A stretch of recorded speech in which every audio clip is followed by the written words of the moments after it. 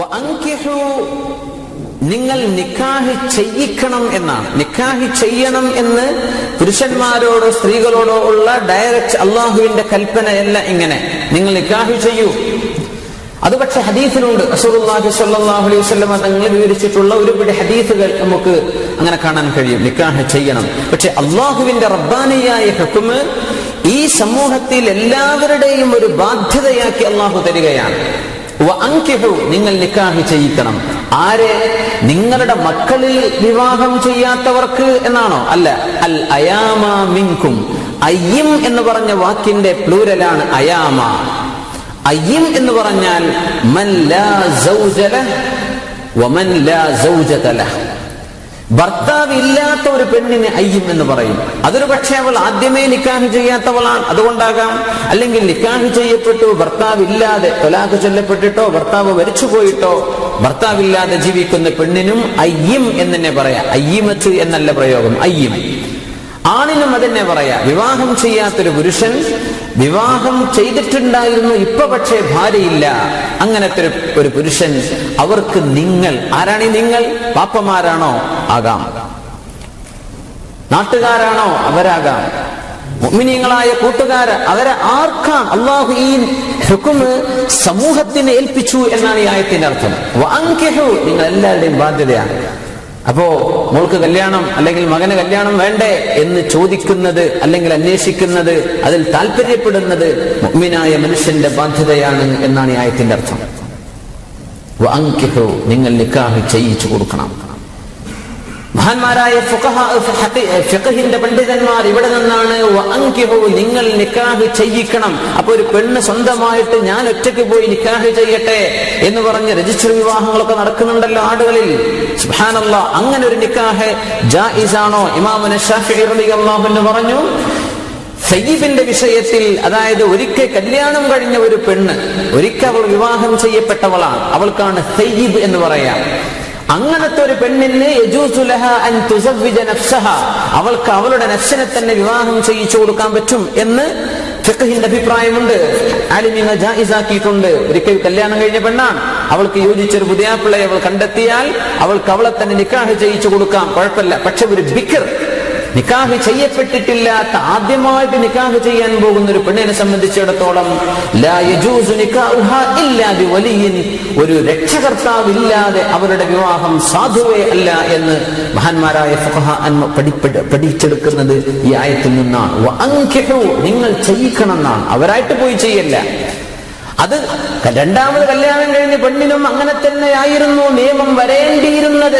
പക്ഷേ സയ്യിബിനെ സംബന്ധിച്ചിടത്തോളം, ഒരിക്കൽ കല്യാണം കഴിഞ്ഞ പെണ്ണിനെ സംബന്ധിച്ചിടത്തോളം അവൾക്കത് ഒറ്റയ്ക്ക് തന്നെ പറ്റും എന്ന് തെളിവ് വേറെ വന്നതിന്റെ പേരിൽ ഈ നിയമത്തിൽ നിന്ന് ഒഴിവാക്കപ്പെട്ടതാണ്. അല്ലെങ്കിൽ അവൾക്കും രക്ഷിതാവ് വേണം എന്ന് തന്നെയാകുമായിരുന്നു നിയമമെന്ന് മഹാനായ ഇമാമുന ശാഫിഈ റളിയല്ലാഹു അൻഹു പറഞ്ഞിട്ടുണ്ട്. വഅൻകിഹു നിക്കാഹ് ചെയ്യിക്കണം. നിക്കാഹ് എന്താണ് എന്ന ആ ഒരു മസ്അലയെ സംബന്ധിച്ചല്ല അല്ലാഹു തആല ഇവിടെ അത് നിങ്ങൾ ചെയ്യിക്കണം. എന്താണ് ഇതിന്റെ മഹത്വം, എന്താണ് ഇതിന്റെ ശ്രേഷ്ഠത, അതൊക്കെ ഈ ആയത്തിനെ വിശദീകരിക്കുകയാണ് റസൂലുള്ളാഹി സ്വല്ലല്ലാഹു അലൈഹി വസല്ലം. അത് എന്റെ ഹബീബായ നബി തങ്ങൾ നിങ്ങൾക്ക് പറഞ്ഞു തരും. പക്ഷേ നിങ്ങൾ നിക്കാഹ് ചെയ്യിക്കണം. 3 വിഷയത്തിൽ ഏറ്റവും കൂടുതൽ ജാഗ്രത പാലിക്കണമെന്ന് റസൂലുള്ളാഹി സ്വല്ലല്ലാഹു അലൈഹി വസല്ലം പഠിപ്പിച്ചിട്ടുണ്ട്, അല്ലേ? ഒന്ന്, ഒരു മയ്യിത്ത്, ഒരാൾ മരിച്ചു കഴിഞ്ഞാൽ ഉടനെ മറവ് ചെയ്യണം, അത് താമസിപ്പിക്കരുത്. ആള് വരാനോ കാണാനോ ഉണ്ടെന്ന് പറഞ്ഞ് താമസിപ്പിക്കല്ലേ. അകാരണമായി ഈ മയ്യിത്തുമായി ബന്ധപ്പെട്ട ഏതെങ്കിലും ഒരു ഹക്ക് ഇടപാടിന്റെ വിഷയമുണ്ട് എങ്കിലൊക്കെ, അല്ലാതെ ഒരു മനുഷ്യന് മരിച്ചു കഴിഞ്ഞാൽ നിങ്ങൾ താമസിപ്പിക്കരുത്, പെട്ടെന്ന് മറവ് ചെയ്യണം. ഒരു നിസ്കാരം ആസന്നമായി കഴിഞ്ഞാൽ ആ നിസ്കാരം നിങ്ങൾ പെട്ടെന്ന് നിർവഹിക്കണം. പിന്നെ ഒരു പെൺകുട്ടിക്ക് വിവാഹത്തിലേക്ക് ആഗ്രഹം തോന്നി തുടങ്ങിയാൽ, വിവാഹത്തെ സംബന്ധിച്ച് ചിന്തിക്കുന്ന ഒരു പ്രായത്തിലേക്ക് അവൾ എത്തിക്കഴിഞ്ഞാൽ അവൾക്ക് പിന്നെ നിങ്ങൾ പെട്ടെന്ന് നിക്കാഹ് ചെയ്യിച്ചു കൊടുക്കണം എന്ന് അഷ്റഫുൽ ഖൽഖ് സ്വല്ലല്ലാഹു അലൈഹി വസല്ലം പഠിപ്പിച്ചിട്ടുണ്ട്. വഅൻകിഹു നിങ്ങൾ നിക്കാഹ് ചെയ്യിക്കണം. മഹാന്മാരായ ഫുഖഹാ പഠിപ്പിക്കുന്നുണ്ട്, വഅലൽ വലദി യഅഫാഫുൽ വാലിദി, വഅലൽ വലദ് യഅഫാഫുൽ വാലിദ്, മക്കൾക്ക് നിർബന്ധമാണ് എന്ത്? യഅഫാഫുൽ വാലിദി, പിതാവിന് ചാരിത്രശുദ്ധി ഉണ്ടാക്കി കൊടുക്കൽ മക്കൾക്ക് നിർബന്ധമാണ്. നമ്മുടെ നാട്ടിലൊക്കെ ചില പ്രശ്നങ്ങൾ ഉണ്ടാകാറുണ്ട്, അല്ലെ? ഉമ്മ മരിച്ചു എന്ന് വിചാരിക്കുക, അള്ളാഹു നമ്മുടെ മാതാപിതാക്കൾക്കൊക്കെയും ജീവിച്ചിരിക്കുന്നവർക്ക് അള്ളാഹു ദീർഘായുസ്സും ആഫിയത്തും തഖ്വയും വർദ്ധിപ്പിച്ചു കൊടുക്കുമാറാകട്ടെ. അല്ലേ, ഉമ്മ മരിച്ചു, മക്കളൊക്കെ വലിയ മക്കളാണ്, വാപ്പയാണെങ്കിലോ ആരോഗ്യമുള്ള അവസ്ഥയിലാണ്. ഇങ്ങനൊരവസ്ഥയിൽ അലൽ വലദി, നമ്മൾ മനസ്സിലാക്കി മസലൊക്കെ നാട്ടിലൊക്കെ വലിയ ഒച്ചപ്പാടുകൾ ഉണ്ടാകുന്ന വിഷയമാണ്. വാപ്പ രണ്ടാമത് കല്യാണം കഴിച്ചാൽ പ്രശ്നമാക്കുന്ന കാര്യം. എങ്ങനെ പ്രശ്നമാക്കുക? അത് പ്രശ്നമാക്കാൻ പാടുണ്ടോ? വഅലൽ വാലിദി, മക്കൾക്ക് നിർബന്ധമാണ് ഇഅഫാഫുൽ വാലിദി, വാപ്പാക്ക് കല്യാണം കഴിപ്പിച്ചു കൊടുക്കൽ. ഉമ്മയുടെ മരണശേഷം വാപ്പാക്ക് ഭാര്യയില്ലാത്ത സമയത്ത് മക്കള് വാപ്പാക്ക് കല്യാണം കഴിപ്പിച്ചു കൊടുക്കണം എന്ന് പറഞ്ഞ ശരീഅത്താണ് നമ്മുടെ ശരീഅത്ത്. സുബ്ഹാനല്ലാഹ്. വാപ്പാക്ക് കല്യാണം വേണം ഒരുപക്ഷെ വാപ്പ പറയില്ല, എന്നാൽ മക്കൾ ആലോചിക്കണം വാപ്പയുടെ അവസ്ഥ എന്താണ്. അങ്ങനെ വാപ്പാക്ക് വേണ്ടി മക്കൾ മുൻകൈയെടുത്ത് പിതാവിന് ഒരു നിക്കാഹ് മക്കള് ചെയ്യിച്ചു കൊടുക്കണം. സുബ്ഹാനല്ലാഹ്. ഇങ്ങനെ പറഞ്ഞിട്ട് നേരെ ഓപ്പോസിറ്റ് എങ്ങനെ പ്രശ്നം സംഭവിക്കുന്നത്? ഇങ്ങനെ ശരിയായിട്ട് പറഞ്ഞത് മക്കൾ കല്യാണം കഴിപ്പിച്ചു, പിന്നെ വാപ്പ കല്യാണം കഴിച്ചാൽ പിന്നെ മക്കൾക്ക് പ്രശ്നം. ഞങ്ങൾ ആ പോരയിൽ നിൽക്കില്ല. എന്റെ വാപ്പയുടെ സ്വത്തിൽ നിന്ന് അല്പം ഈ ഭാര്യയ്ക്ക് പോവുമല്ലോ എന്ന് പഠിച്ചവനെ. മനുഷ്യന്മാരാകെ ആലോചിക്കണത് എന്നൊക്കെയാണ്. അതിന്റെ പേരിൽ പ്രശ്നം. സുബ്ഹാനല്ലാഹ്. ഇത് ചെയ്യിച്ചു കൊടുക്കണം എന്നാ ശറഅ് പറയുന്നത്. ശറഅ് പറയാം മക്കൾ ഇത് മുൻകൈയെടുത്ത് ചെയ്യേണ്ടവരാണ്. വാപ്പ വേണ്ട എന്ന് പറഞ്ഞാലും വാപ്പയുടെ ശാരീരിക അവസ്ഥകളും മറ്റും മനസ്സിലാക്കിയിട്ട് മക്കൾ വാപ്പാക്ക് ഇത് ചെയ്യിച്ചു കൊടുക്കണം. വഅൻകിഹു, മക്കൾ നിക്കാഹ് ചെയ്യിച്ചു കൊടുക്കണം എന്ന് ഈ ആയത്തിന്റെ തന്നെ ആശയത്തിൽ നിന്ന് വരുന്നു. ഫുഖഹാ പഠിപ്പിക്കുകയാണ് വഅൻകിഹു അൽ അയാമ. അവിടെ വാപ്പ പോലും അയ്യമായിട്ട് മാറും. കാരണം വാപ്പ നിക്കാഹ് ചെയ്ത ആളാണ്, ഉമ്മ അവരുടെ ഭാര്യയാണ്. പക്ഷേ ആ ഭാര്യ മരിച്ചുപോയി, മരിച്ചു കഴിഞ്ഞാൽ വാപ്പയുടെയും പേര് അയ്യം എന്ന് തന്നെയാണ്. വാപ്പാക്കും പറയപ്പോ അയ്യം. ഇനി അതേപോലെ ഉമ്മയെ സംബന്ധിച്ചിട്ട് വാപ്പ മരിച്ചു എന്ന് വിചാരിക്കുക, ഉമ്മയുടെ ഭർത്താവ്, മക്കളൊക്കെ വലിയ മക്കളാണ്. ആ ഉമ്മാക്ക് നിക്കാഹ് ചെയ്തുകൊണ്ട് ജീവിക്കുന്ന, അല്ലെങ്കിൽ അങ്ങനെയൊക്കെയുള്ള ഒരു ശാരീരിക അവസ്ഥയിലാണ്, വലിയ പ്രായമൊന്നും ആയിട്ടില്ല, ഉമ്മാക്ക് ഇനിയും കല്യാണം കഴിക്കാം, ഉമ്മ വേണ്ട എന്ന് പറയാൻ. എന്നാലും മക്കളൊന്ന് മുൻകൈയെടുക്കണം ഉമ്മാക്ക് ഒരു കല്യാണം നടത്തി കൊടുക്കാൻ. അങ്ങനെയൊക്കെ ആഗ്രഹമുള്ളൊരു പ്രായത്തിലാണ് എങ്കിൽ മക്കളത് മുൻകൈയെടുക്കണം. ആയത്തിന്റെ അർത്ഥം വന്നു.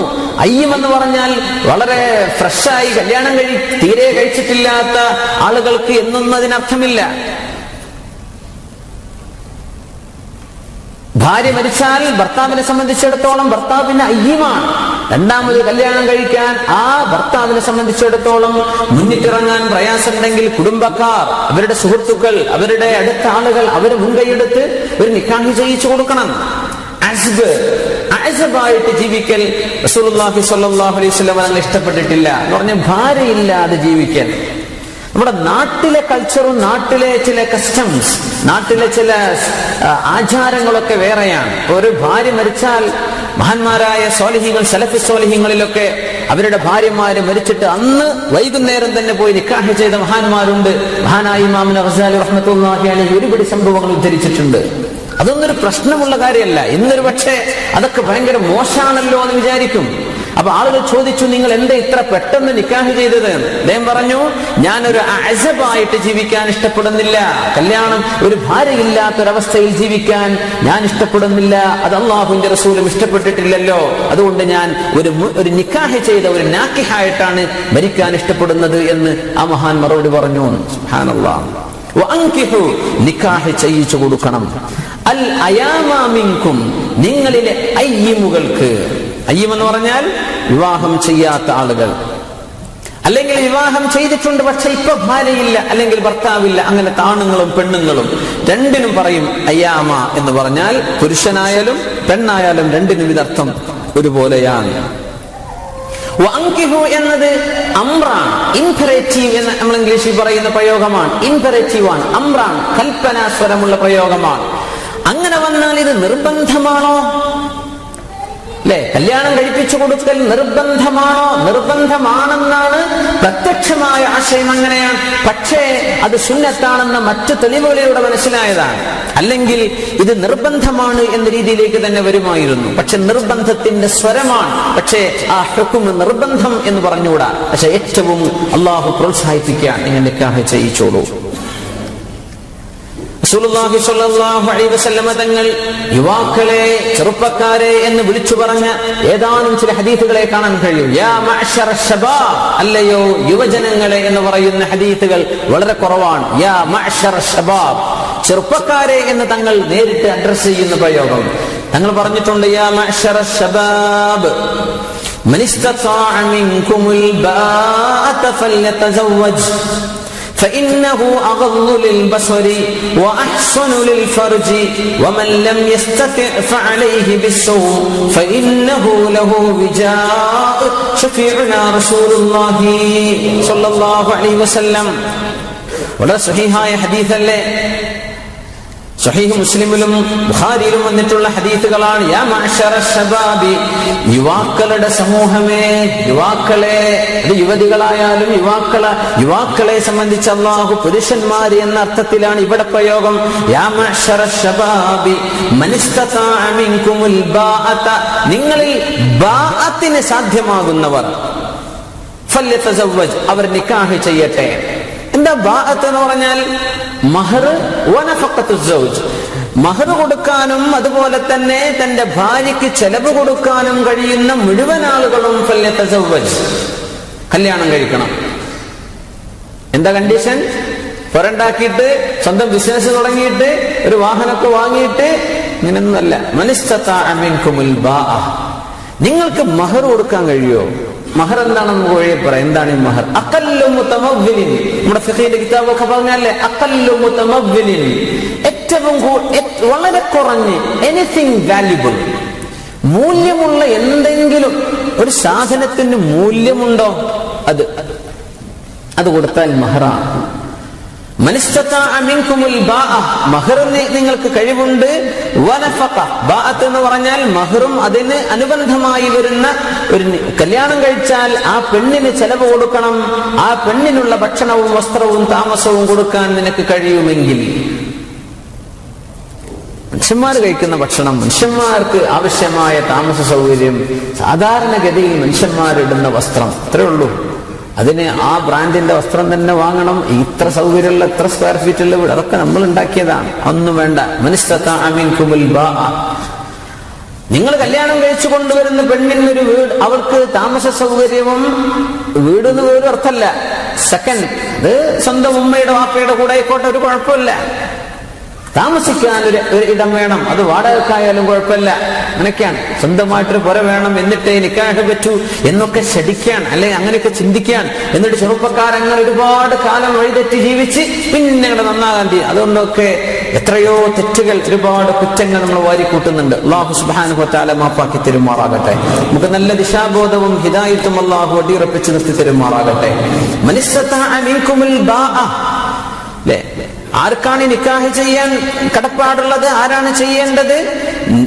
മഹർ കൊടുക്കാനും അതുപോലെ തന്നെ മഹറിന് ശേഷം കല്യാണം കഴിഞ്ഞ് അതിന്റെ നഫഖത്ത് ചെലവ് കൊടുക്കാനും കഴിവുള്ള മുഴുവൻ ചെറുപ്പക്കാരും ഫല്യതസവ്വജ്, അവൻ വിവാഹം ചെയ്തു കൊള്ളട്ടെ, നിർബന്ധമാണ് എന്ന രീതിയിൽ റസൂലുള്ളാഹി സ്വല്ലല്ലാഹു അലൈഹി വസല്ലം.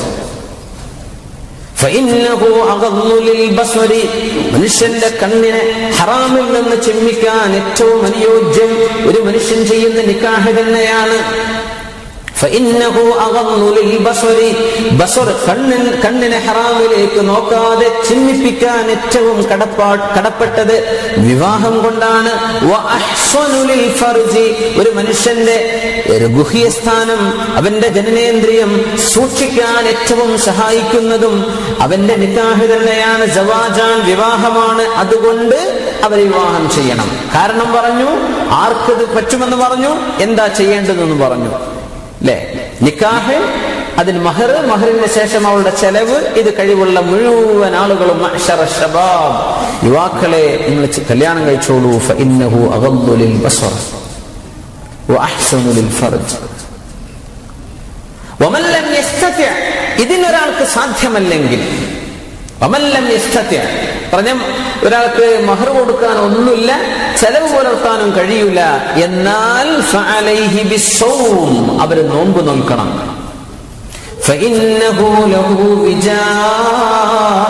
കാരണം അതവർക്ക് ഒരു പരിചയാണ്, ഹറാമിൽ നിന്ന് തടുക്കാനുള്ള പരിചയാണ് നോമ്പെന്ന് അഷ്റഫുൽ ഖൽഖ് റസൂലുള്ളാഹി സ്വല്ലല്ലാഹു അലൈഹി വസല്ലം. ഫഇന്നഹു ലഹു വിജാ. നിക്കാഹ് ചെയ്യാൻ കഴിയാതിരുന്ന ഏതാനും ചില സ്വഹാബികൾ, അവരിലുണ്ട് അബൂ ഹുറൈറ റളിയല്ലാഹു അൻഹു. അവലാ നഖ്തസി യാ റസൂലല്ലാഹ്, അല്ലാഹുവിന്റെ റസൂലേ ഞങ്ങൾ ഖിസാഅ് ചെയ്യട്ടെയോ എന്ന് ചോദിച്ചു. എന്ന് പറഞ്ഞാൽ ഖിസാഅ് എന്ന് പറഞ്ഞാൽ ഷണ്ഡനാവുക, ഷണ്ഡീകരിക്കുക എന്നർത്ഥം. പറഞ്ഞാൽ മനുഷ്യന്റെ വൃഷ്ണസഞ്ചികളെ ഉടക്കുക എന്ന് പറഞ്ഞാൽ അങ്ങനെ ഒരു വൈകാരികമായ തോന്നലില്ലാത്ത വിധം ശരീരത്തിൽ ഒരു മാറ്റം വരുത്തുക, ഞങ്ങൾ അങ്ങനെ ചെയ്യട്ടെ എന്ന് ചോദിച്ചു ഒരു പറ്റം സഹാബികൾ റസൂലുള്ളാഹി സ്വല്ലല്ലാഹു അലൈഹി വസല്ലം. ഞങ്ങൾ അപ്പോഴും കൊടുത്ത മറുപടി ഇതാണ്, ഫഅലൈഹി ബിസ്സൗം. വിശുദ്ധ ഖുർആൻ തന്നെ പറയുന്നുണ്ട്, وَلْيَسْتَعْفِفِ الَّذِينَ لَا يَجِدُونَ نِكَاحًا حَتَّى يُغْنِيَهُمُ اللَّهُ مِنْ فَضْلِهِ. തൊട്ടടുത്ത ആയത്താണ്. ഇൻഷാ അല്ലാഹ് ഒരുപക്ഷെ നമുക്ക് അടുത്ത ക്ലാസ്സിലാണ് അത് ആയത്തിൽ ചർച്ച ചെയ്യാനുള്ളത്. وَلْيَسْتَعْفِفِ الَّذِينَ لَا يَجِدُونَ نِكَاحًا, നിക്കാഹ് ചെയ്യാൻ സാധ്യമല്ലാത്ത ആളുകൾ വൽയസ്തഅഫിഫ്, എന്നാലും ചാരിത്രശുദ്ധി സൂക്ഷിക്കണം, ഇഫ്ഫത്ത് സൂക്ഷിക്കണം, വ്യഭിചരിക്കാൻ പോകരുത്, ഒന്നിവാസത്തിലേക്ക് പോകല്ല. വൽയസ്തഅഫിഫ്, അവരും അവരുടെ ഇഫ്ഫത്തിനെ സൂക്ഷിക്കണം. ഇഫ്ഫത്ത് എന്ന് പറഞ്ഞാൽ മനുഷ്യന്റെ ചാരിത്രശുദ്ധി, ഹറാമിലേക്ക് പോകാതെ സൂക്ഷിക്കണം. ഹത്താ യുഗ്നിയഹുല്ലാഹു മിൻ ഫദ്ലി, അല്ലാഹുവിന്റെ ഔദാര്യം കൊണ്ട് അല്ലാഹു അവർക്ക് ഐശ്വര്യം നൽകുന്നത് വരെ അവർ കാത്തിരിക്കണം. എന്ന് പറഞ്ഞാൽ മഹർ കൊടുക്കാനുള്ള കഴിവും സൗകര്യവും അല്ലാഹു അവർക്ക് നൽകുന്നത് വരെ ഇവർ വെയിറ്റ് ചെയ്യുക. അഥവാ ഇവരെങ്ങാനും ഷണ്ഡന്മാരായി പോയാൽ, ഷണ്ഡീകരിച്ചാൽ, വൃഷ്ണസഞ്ചികൾ ഉടച്ചു കഴിഞ്ഞാൽ പിന്നെ ഇവർക്ക് നിക്കാഹിന് കഴിവുണ്ടെങ്കിൽ പോലും നിക്കാഹ് ചെയ്യാൻ പറ്റില്ലല്ലോ. അവർക്ക് മക്കൾ ജനിക്കാതെ പോകും, കുടുംബങ്ങളില്ലാതെ പോകും. അങ്ങനെ ചെയ്യല്ല. അള്ളാഹുവിന്റെ സത്യത്തിനെ മാറ്റം വരുത്തല്ല. നിങ്ങൾ നോമ്പ് നോറ്റി വെയിറ്റ് ചെയ്യും, കാത്തിരിക്കുന്നു. അപ്പൊ പിന്നെ നോമ്പ് നോറ്റിട്ട് ഇപ്പൊ എന്താ വലിയ കുഴപ്പമൊന്നും വലിയ മാറ്റൊന്നും കാണില്ലല്ലോ അല്ലെ? അങ്ങനെ ഉണ്ടാവും ചില ആൾക്കാർ. നോമ്പ് നോറ്റിട്ട് ഇപ്പോ ഇങ്ങനെയൊക്കെ പറയുന്നുണ്ട്, നോമ്പ് നോറ്റാൽ ഇതിനൊന്നും വലിയ ആഗ്രഹമൊന്നും ഉണ്ടാവില്ല, പക്ഷേ നോമ്പ് നോറ്റിട്ട് എനിക്ക് അങ്ങനെയൊന്നും ഇല്ലല്ലോ അല്ലെ? അങ്ങനെ തോന്നുന്നുണ്ടോ? റസൂലുള്ളാഹി സ്വല്ലല്ലാഹു അലൈഹി വസല്ലം തങ്ങൾ പറഞ്ഞു, ഫളയ്യഖൂ മജാരീഹി ബിൽ ജൂഅ. നോമ്പ് റമളാനിൽ പറയേണ്ട സംഗതിയാണ്, പക്ഷെ എന്നാലും നമ്മൾ പറയാം, ഫളയ്യഖൂ മജാരീഹി ബിൽ ജൂഅ. പിശാച് മനുഷ്യ ശരീരത്തിൽ എല്ലായിടത്തും ഓടുന്നുണ്ട് അല്ലെ? ആ ഹദീസ് റസൂലുള്ളാഹി സ്വല്ലല്ലാഹു അലൈഹി വസല്ലം പറഞ്ഞത്, സഫിയ്യ ബീവി റളിയല്ലാഹു അൻഹാ നിബിതങ്ങൾക്ക് ഇഅ്തികാഫിലിരിക്കുന്ന നിബിതങ്ങൾക്ക് റമളാനിന്റെ അവസാനത്തെ 10 തങ്ങളുടെ അടുത്തൊരു ഭക്ഷണം കൊണ്ടുവരാൻ വേണ്ടി വന്നതാണ്. സഫിയ്യ ബിൻത് ഹുയയ്യ റളിയല്ലാഹു അൻഹാ, അവര് അടിമ സ്ത്രീയായിരുന്നു. അവർ നിബിതങ്ങൾ മോചിപ്പിച്ചു, തങ്ങൾ നിക്കാഹ് ചെയ്തതാണ്. സഫിയ്യ ബിൻത് ഹുയയ്യ റളിയല്ലാഹു അൻഹാ അവര് നിബിതങ്ങൾക്ക് ഭക്ഷണം കൊണ്ടുപോയി കൊടുത്തപ്പോ രാത്രിയാണ്, തങ്ങൾ കൂടെ നടന്നു. കാരണം ഇരുട്ടത്ത് ഒറ്റയ്ക്ക് പോകണ്ടെന്ന് വിചാരിച്ച് ഇഅ്തികാഫിലുള്ള നിബിതങ്ങൾ ഒരു അത്യാവശ്യത്തിന് പുറത്തിറങ്ങാം എന്ന മസ്അല പഠിപ്പിക്കുക കൂടിയാണ്. തങ്ങൾ പുറത്തിറങ്ങി നടക്കുകയാണ്. അപ്പോ തങ്ങളും ഒരു പെണ്ണും നടക്കുന്നു അല്ലെ? അപ്പോ റജുലാനി മിനൽ അൻസ്വാർ, അൻസ്വാരികളിൽപ്പെട്ട എന്ന് പറഞ്ഞാൽ മദീന നിവാസികളായിട്ടുള്ള 2 ചെറുപ്പക്കാർ ആ വഴിക്ക് ഇങ്ങനെ പോകുന്നുണ്ട്. അപ്പൊ അല്ലാഹുവിന്റെ റസൂലിനെ കണ്ടപ്പോ അസ്റാ, രണ്ടാളും നടത്തത്തിന് സ്പീഡ് കൂട്ടി. എന്റെ ഇരുട്ടത്ത് തങ്ങൾ, ഒരു സ്ത്രീ, ഇത്രയെ കാണാൻ കഴിയൂ, ഇവരെ ഞങ്ങളതൊന്നും കണ്ടില്ല എന്ന മട്ടിൽ അവരങ്ങ് നടത്തം സ്പീഡ് ചെയ്ത പോലെ തങ്ങൾക്ക് തോന്നി. തങ്ങൾ പറഞ്ഞു, അലാ റിസ്ലിക്കുമാ, അവിടെ നിൽക്കണം എന്ന് പറഞ്ഞു. രണ്ടാളും നിന്നു. തങ്ങൾ ഇരുട്ടത്താണ്, ചെറിയ വെളിച്ചേ ഉള്ളൂ. തങ്ങൾ പറഞ്ഞു, ഇന്നഹാ സഫിയ്യത്തു ബിൻതു ഹുയയ്, ഇത് ഹുയയിന്റെ മകൾ സഫിയയാണ് കേട്ടോ. യാ റസൂലല്ലാഹ്, അല്ലാഹുവിന്റെ റസൂലേ, ഇൻ കുന്നാ നദുന്നു ഫീ അഹദിൻ ഫമാ കുന്നാ നദുന്നു ഫീക യാ റസൂലല്ലാഹ്, ഞങ്ങൾ ആരെ പറ്റിയെങ്കിലും വല്ലതും വിചാരിക്കുമെങ്കിൽ ആകാം, പക്ഷേ അങ്ങയെപ്പറ്റി ഞങ്ങൾ വിചാരിക്കുമോ റസൂലേ? ഈ തിരുത്തി തന്നതിന്റെ ഉദ്ദേശം എന്താണ്? അവർ ചോദിക്കുകയാണ്. തങ്ങളെ സംബന്ധിച്ച് ഞങ്ങൾ എന്തെങ്കിലും മോശമായി വിചാരിച്ചു എന്ന് തങ്ങൾക്ക് തോന്നിയോ? പറഞ്ഞ അല്ലാഹുവിന്റെ റസൂലിന്റെ കൂടെ ഒരു അന്യ പെണ്ണ് പോവാണോ എന്ന് വിചാരിച്ച പോലെയാണ് തങ്ങൾ തിരുത്തി കൊടുക്കുന്നത്. നിങ്ങൾ പറഞ്ഞു, ഒന്നുമല്ല, നിങ്ങളെ കുറ്റപ്പെടുത്തല്ല, പക്ഷെ പിശാച് ഭയങ്കരനാണ്. ഇന്ന ശൈത്വാന, ഇവിടെ പറഞ്ഞ ഹദീസാണ്, ഇന്ന ശൈത്വാന യജ്രി മിൻ ഇബ്നി ആദമ മജ്റദ്ദം ഫദയ്യിഖു മജാരിഹി ബിൽ ജൂഅ. പിശാച് മനുഷ്യ ശരീരത്തിൽ എവിടെയെല്ലാം രക്തസഞ്ചാരമുണ്ടോ അവിടെയെല്ലാം പിശാച് സഞ്ചരിക്കുക തന്നെ ചെയ്യും. നിങ്ങളുടെ ഹൃദയത്തിൽ എന്തെങ്കിലും മോശമായത് പിശാച് ഇട്ടുതരുമെന്ന് ഞാൻ പേടിച്ചു, അതുകൊണ്ട് ഞാൻ തിരുത്തി തരികയാണ്. റസൂലുള്ളാഹി സ്വല്ലല്ലാഹു അലൈഹി വസല്ലം. അവർ തെറ്റിദ്ധാരണ ജനകമായ വല്ല സാഹചര്യങ്ങളോ സംഭവങ്ങളോ ഉണ്ടെങ്കിൽ നമ്മൾ തിരുത്തി കൊടുക്കണം എന്നർത്ഥം. ആരെങ്കിലും തെറ്റിദ്ധരിച്ചു വിചാരിക്കുക അല്ലെ, നിങ്ങൾ 5 സ്റ്റാർ ഹോട്ടലിൽ പോയി ഇറങ്ങി വരാൻ, അവിടെ ബാറും തോന്നിവാസവും നടക്കുന്ന സ്ഥലമാണ്, നിങ്ങൾ അവിടെ പോയി നല്ലൊരു കപ്പച്ചിനോ കാപ്പി കുടിക്കാൻ വേണ്ടി കയറിയതാണ്. അത് നിങ്ങൾക്ക് കുറച്ചോനെ അറിയുള്ളൂ. നിങ്ങൾ കയറി ഇറങ്ങി വരും, മനുഷ്യന്മാരെന്താ പറയാ, ഇയാളൊക്കെ ഇപ്പൊ 5 സ്റ്റാർ ഹോട്ടലിൽ കുറച്ചോനെ ബാറിൽ കയറി ഇറങ്ങി വരുന്നുണ്ട്. അപ്പൊ അങ്ങനെ ഒരു കപ്പച്ചിനെ കുടിക്കാൻ അങ്ങോട്ട് പോകണ്ട, അവിടെ വേറെ ഏതെങ്കിലും കഫേക്ക് പോയിക്കോ. അങ്ങനെ വരുമ്പോൾ നിങ്ങൾ തിരുത്തി കൊടുക്കണം. ആളുകൾക്ക് തിരുത്തി കൊടുക്കേണ്ട അവസ്ഥയാണ്. തിരുത്തി കൊടുക്കണം. ഞാൻ ഇന്നതായിരുന്നു വിഷയം, അല്ലെങ്കിൽ പലതുണ്ടാവും. അവിടെ റിസപ്ഷനിൽ ഒരാളുണ്ട്, അയാൾ കാണാൻ വേണ്ടി കാത്തിരുന്നതാണ്, അയാളെ കണ്ടുവരികയാണ്. അങ്ങനെയൊക്കെ എന്താണോ സംഭവിച്ചത്, തെറ്റിദ്ധാരണ ജനകമാണോ അവിടെ തിരുത്തി കൊടുക്കണം. അല്ലെങ്കിൽ ഇത് ഒരു ഫിത്നയാണ്. ഇത് മനുഷ്യന്മാര് പറയും, മനുഷ്യന്മാർ എന്തെങ്കിലും കിട്ടാൻ കാത്തിക്കുകയാണ്, അതുകൊണ്ട് അവർ പറഞ്ഞു നടക്കുന്നതൊക്കെ ഗീബത്താണ്, പറയുന്നതും കേൾക്കുന്നതും അതിനൊക്കെ കാരണം ഈ തെറ്റിദ്ധാരണയാണ്. അങ്ങ് തിരുത്തി കൊടുക്കുകയാണ്. അപ്പോ റസൂലുള്ളാഹി സ്വല്ലല്ലാഹു അലൈഹി വസല്ലം തങ്ങൾ പറയാണ്, ഇവിടെ പിശാച് ശരീരത്തിൽ എവിടെയെല്ലാം രക്തസഞ്ചാരമുണ്ടോ അവിടെയൊക്കെ പിശാച് സഞ്ചരിക്കും അല്ലേ. അതുകൊണ്ട് പിശാചിന്റെ സഞ്ചാര പഥങ്ങൾ, നിങ്ങൾ പിശാച് സഞ്ചരിക്കുന്ന വഴികൾ നിങ്ങൾ ബ്ലോക്ക് ചെയ്യണം, വയ്യക്കാക്കണം, നാരോ, നിങ്ങൾ ഇടുങ്ങിയതാക്കി കൊടുക്കണം. എങ്ങനെ? ബിൽ ജൂഅ്, വിശപ്പ് സഹിച്ചിട്ട് നിങ്ങൾ എന്ത് ചെയ്യണം? പിശാചിന്റെ സഞ്ചാര പഥങ്ങൾ സങ്കുചിതമാക്കണം. അപ്പൊ പിശാച് വരൂല. അപ്പൊ നോമ്പ് വെൽക്കണം എന്ന് പറഞ്ഞതിന്റെ അർത്ഥം എന്താ?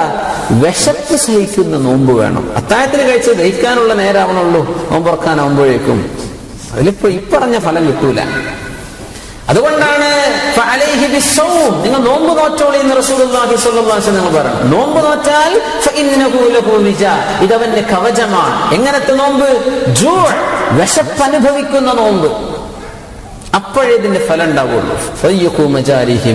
ഫലം ഇല്ലാത്തതിന്റെ വിഷയം ഇത്രയേ ഉള്ളൂ.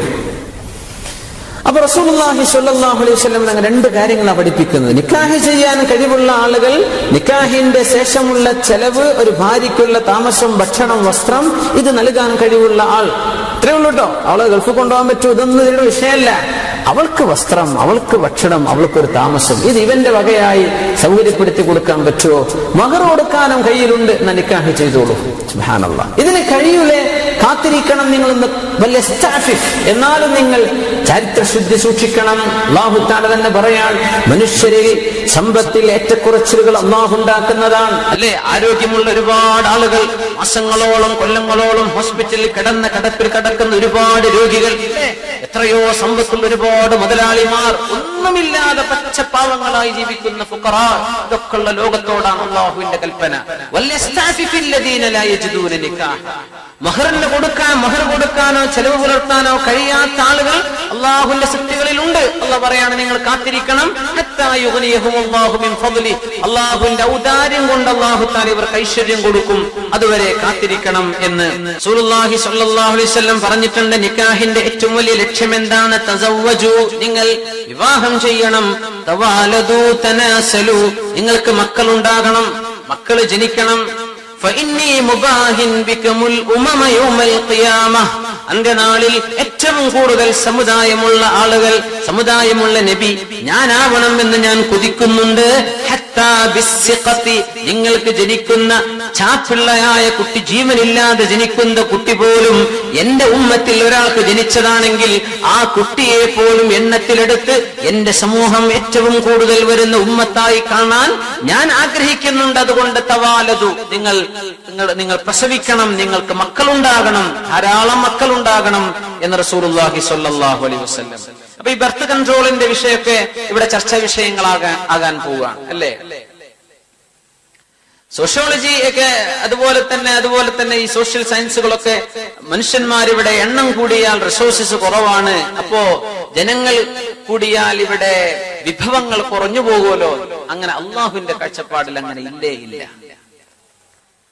നഹ്നു നർസുഖുകും വഇയ്യാഹും.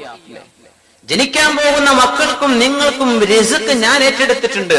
മനുഷ്യന്മാരുടെ അംഗസംഖ്യ കൂടുമ്പോൾ പ്രൊഡക്ടിവിറ്റി കൂടാണ് എന്ന യാഥാർത്ഥ്യം. കൂടാണ്. നമ്മൾ കഴിഞ്ഞ ഒരു 50 വർഷം പിന്നോട്ട് അല്ലെങ്കിൽ ഒരു 100 വർഷം പിന്നോട്ട് നോക്കുക.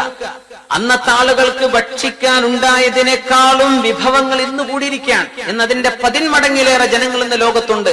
ബില്യൺ കണക്കിന് ആളുകൾ ലോകത്ത് ജീവിച്ചിരിപ്പുണ്ട്. പക്ഷേ ഭക്ഷണം എമ്പാടുമാണ്. ഒരു വിഭാഗം അത് വേസ്റ്റ് ആക്കാൻ, അപ്പോ അവിടെ ഒരു ഭാഗത്ത് തടസ്സം വരുന്നുണ്ട്. പക്ഷേ പ്രൊഡക്ടിവിറ്റി കൂടാണ്. റിസ്ക് അല്ലാഹു തആല ഏറ്റെടുത്തതാണ്. അത് അല്ലാഹു കൃത്യമായി നൽകുന്നുണ്ട്. പക്ഷേ അതിന്റെ ഡിസ്ട്രിബ്യൂഷൻ, അതിന്റെ ഉപയോഗം അത് മനുഷ്യൻ അല്ലാഹു ഏൽപ്പിച്ചതാണ്. അത് നമ്മൾ ശരിക്കും കൈകാര്യം ചെയ്താൽ ഇവിടെ റിസ്കിന്റെ ഒരു പ്രശ്നമേ വരുന്നില്ല.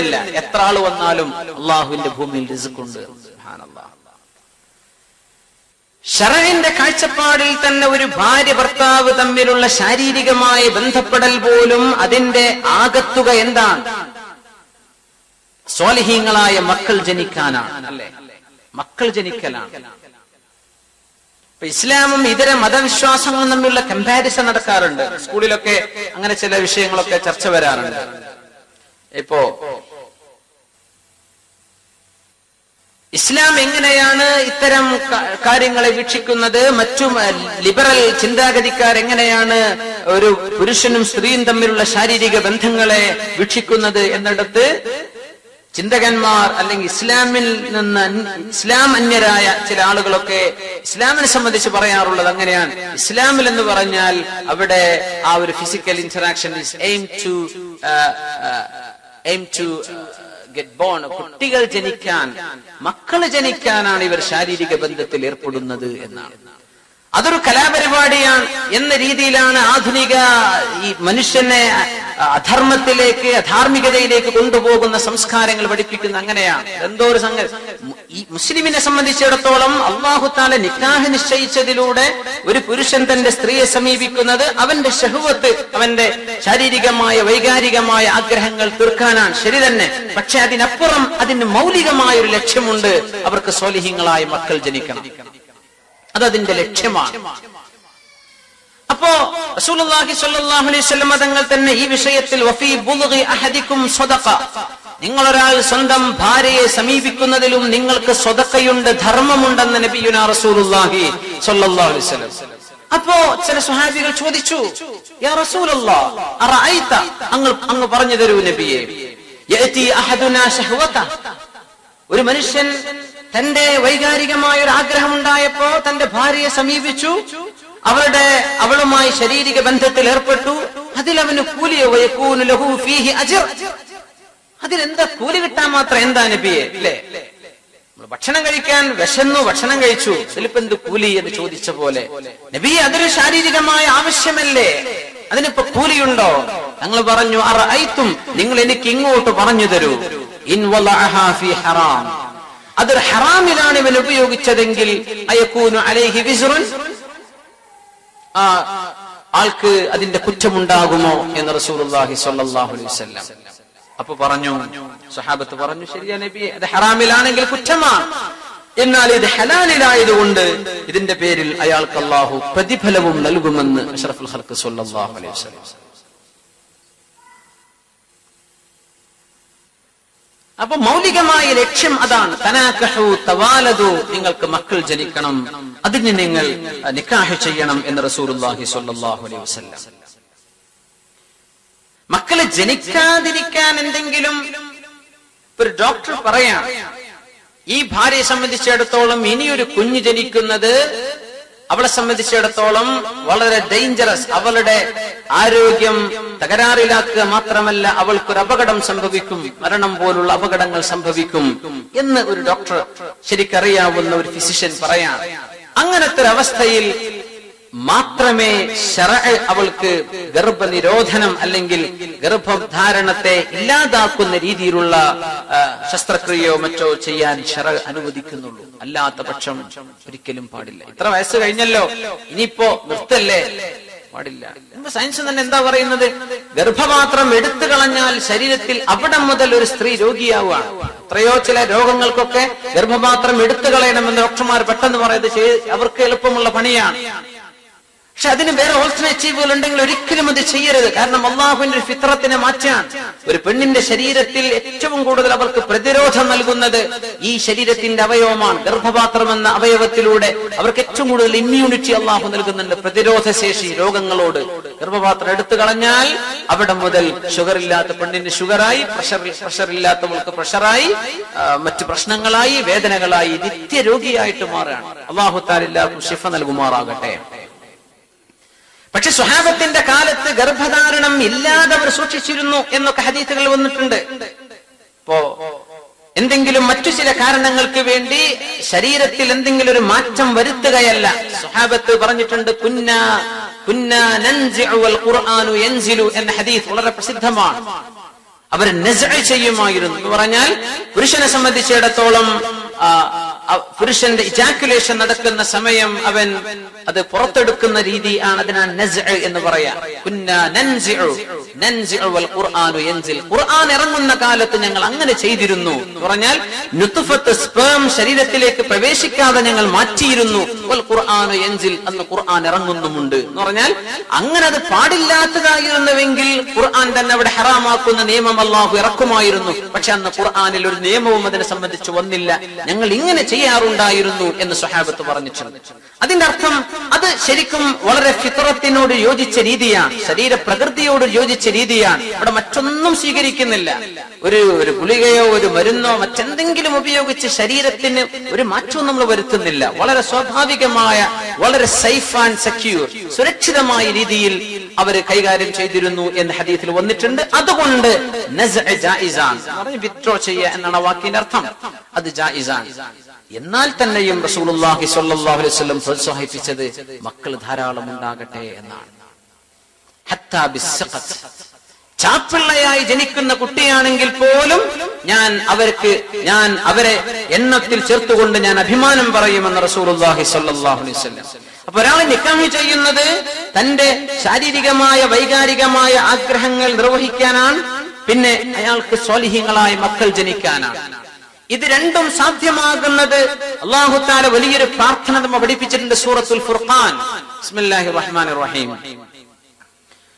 والذين يقولون ربنا هب لنا من أزواجنا وذرياتنا قرة أعين واجعلنا للمتقين إماما. والذين يقولون, ഇങ്ങനെ ദുആ ചെയ്യുന്ന ആളുകളും അല്ലാഹുവിന്റെ ഏറ്റവും ഇഷ്ടപ്പെട്ട ഇബാദുർ റഹ്മാൻ, കാരുണ്യവാനായ അല്ലാഹുവിന്റെ സൃഷ്ടികൾപ്പെട്ടവരാണ്. വല്ലദീന യഖൂലൂൻ, ഇങ്ങനെ പ്രാർത്ഥിക്കുന്നവർ. സൂറത്തുൽ ഫുർഖാനിന്റെ അവസാന ഭാഗം 60-65 ആയത്തുകളുടെ ഭാഗമാണ്. റബ്ബനാ ഹബ് ലനാ മിൻ അസ്വാജിനാ, ഞങ്ങളുടെ ഭാര്യമാരിൽ നീ ഞങ്ങൾക്ക് നൽകണമേ. വദുരിയാത്തിനാ, ഞങ്ങളുടെ മക്കളിലും നീ ഞങ്ങൾക്ക് നൽകണമേ. ഖുർറത അയുനിൻ, കൺകുളിർമയെ തരയണമേ. വജഅൽനാ ലിൽ മുത്തഖീന ഇമാമാ, മുത്തഖീങ്ങൾക്ക് ഞങ്ങളെ ഇമാമാക്കി തരയണമേ. സൂറത്തുൽ ഫുർഖാനിലെ 64-ാമത്തെ ആയത്തിൽ ഒരു ദുആ പഠിപ്പിച്ചു. വല്ലദീന യഖൂലൂൻ, ഇങ്ങനെ ദുആ ചെയ്യണം. റബ്ബന സ്രിഫ് അന്നാ അദാബ ജഹന്നം ഇന്ന അദാബഹാ കാന ഗറാമാ ഇന്നഹാ സാഅത് മുസ്തഖറൻ വ മുഖാമാ. നരകത്തിൽ നിന്ന് കാക്കേണമേ എന്ന് എപ്പോഴും ദുആ ചെയ്യുന്ന ആളുകളും അല്ലാഹുവിന്റെ ഏറ്റവും അടുത്ത ആളുകളാണ്. പിന്നെ ആ 65, 66 അങ്ങനെ പോയി 74-ാമത്തെ ആയത്തിൽ അവസാനം പറഞ്ഞ ഇബാദുർ റഹ്മാനിന്റെ അല്ലാഹുവിന്റെ ഏറ്റവും ഇഷ്ടപ്പെട്ട ആളുകളുടെ അടയാളം പറഞ്ഞ ആയത്തിതാണ് വല്ലദീന യഖൂലൂൻ. ഇങ്ങനെ ദുആ ചെയ്യുന്നവരും അല്ലാഹുവിന്റെ ഏറ്റവും ഇഷ്ടപ്പെട്ടവരാണ്.